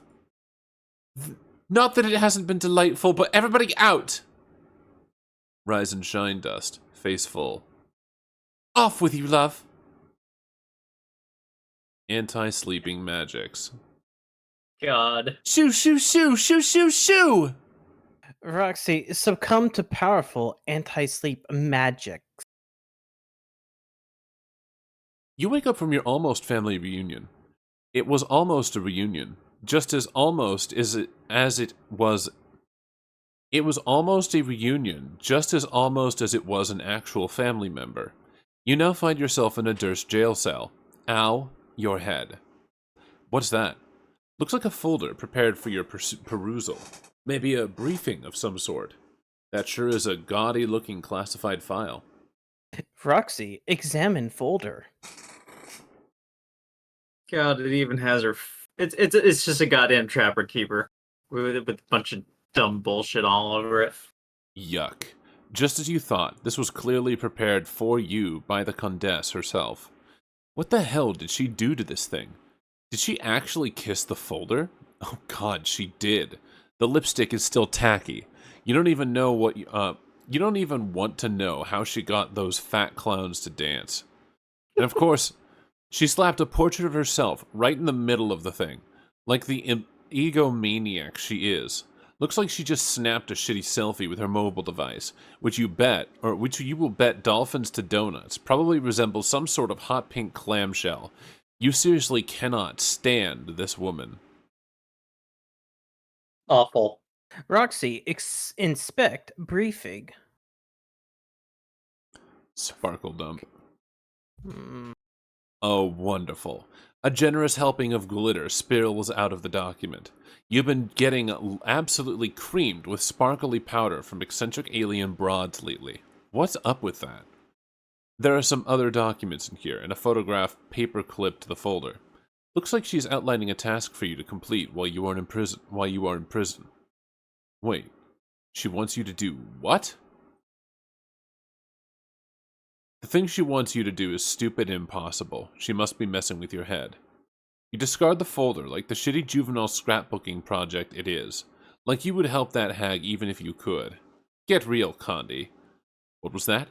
You think you heard a noise just outside the door to your cell. Roxy, examine door.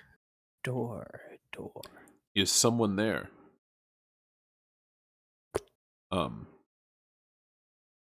It seems that someone has left you a gift.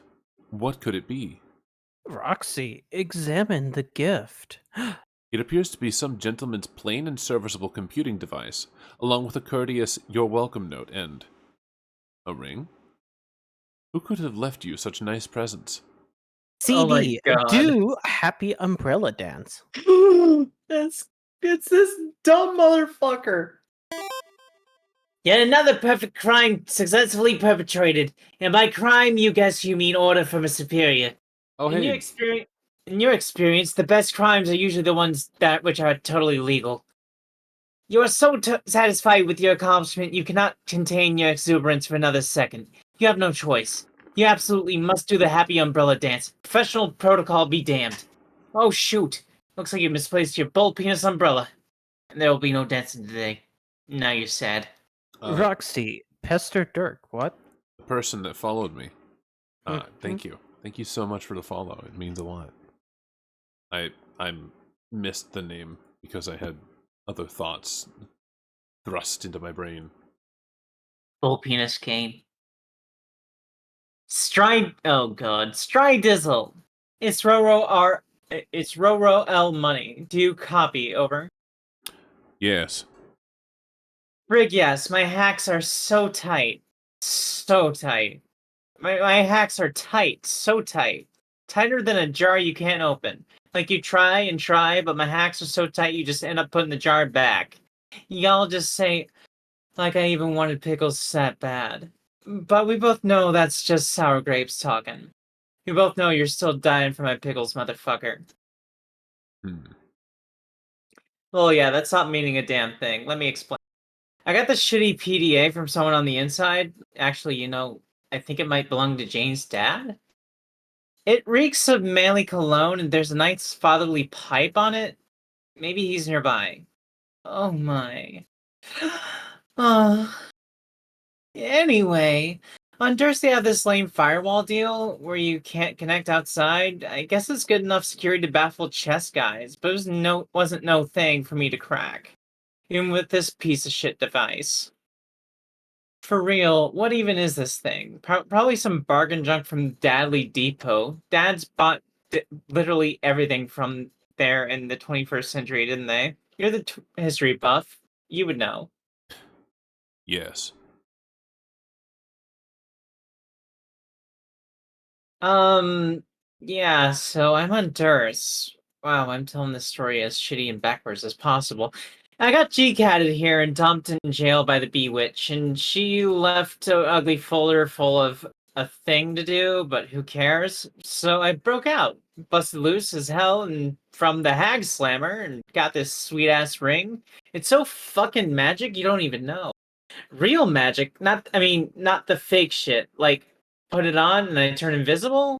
Also sort of intangible? I jump right through the wall and now I'm free as a bird. A secret bird you cannot see, doing secret flaps, incognito tweets, laying covert eggs in a hush-hush nest. Interesting. I think that this ring is special. Like, it is maybe helping me get in touch with my voidy powers? Even though I kinda didn't know voidy powers were much of a thing just till now. See, I had a knockout dream from bonk in my head. Calliope was there. Callie is the coolest OMG, you should meet her. She said a huge villain rumble was going down tomorrow, and you have to get ready for that, so we should all become god tiers. So, you have to rocket your ass to Durst a-snap. Come with me to the moon. Then, I'll explain what to do when we get there. Just get over here, okay? Yo, Dirk. You busy or what? Is any of this getting through? Yes.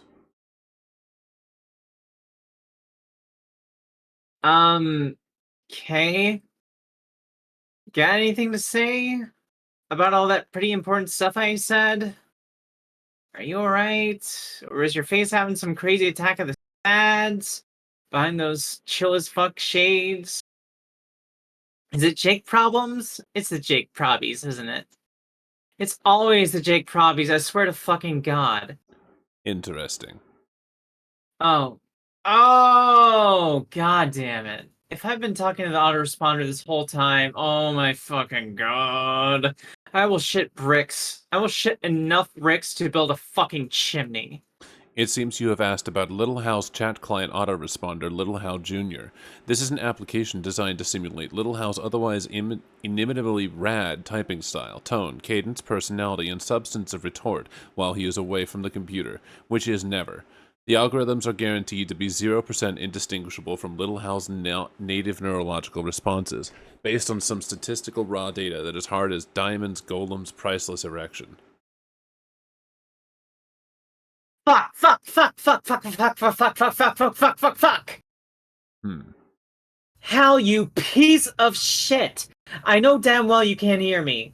As if you're actually too busy to answer. You're a damn supercomputer. You do not need your own autoresponder, you idiot. It seems you have asked about Little Hal's chat client autoresponder, Little Hal Jr.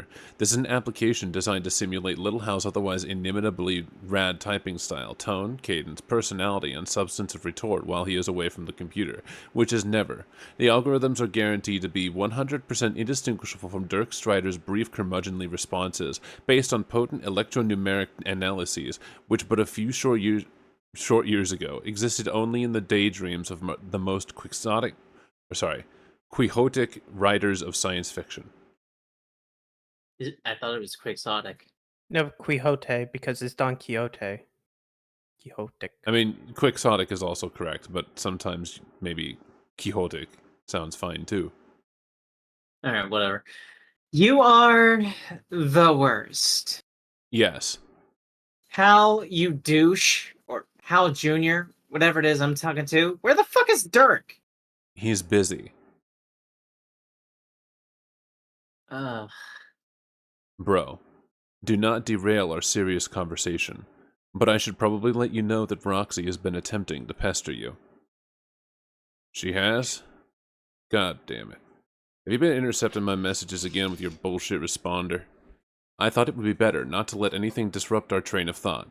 We were in the middle of a fairly solid feelings jam there. In fact, I was about to suggest we take it to the hat pile.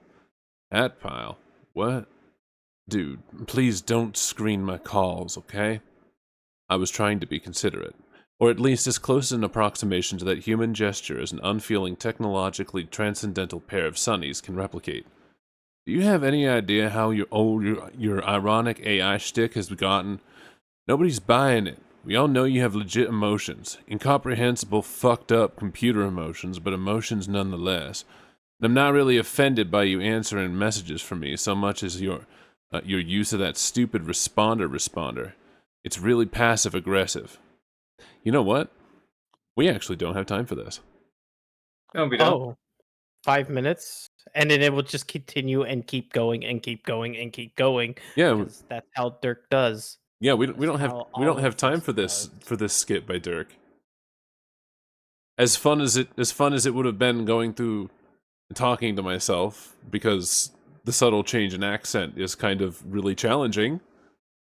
Yeah, we've actually just got to not. And yeah. Man, you really you fuck, now even I've lost trains of word. Exactly. Tra- So this has been amazing. Pause button. Set down the autoresponder. Exactly. We've got to find somebody who's online to pass the show on to. Hmm. Hmm. Hmm. Hmm. Um Hmm.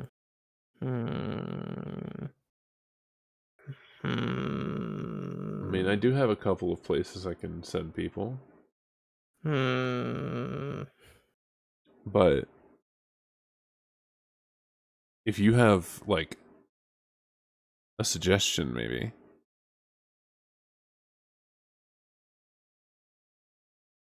Nope, okay, well, I'll just default to one of my normals.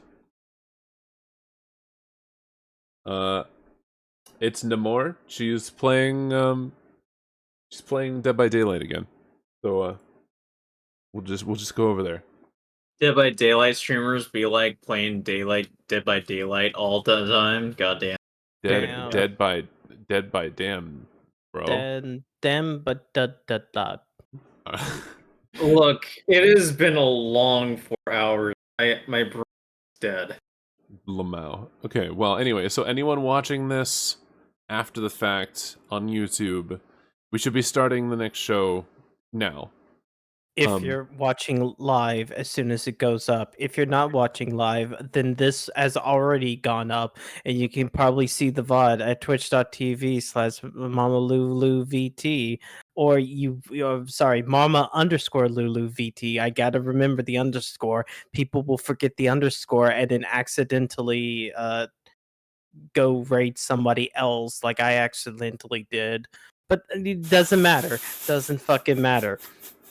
God's willing, some point next week my throat will heal, and I won't lose my mind to doing the chapter of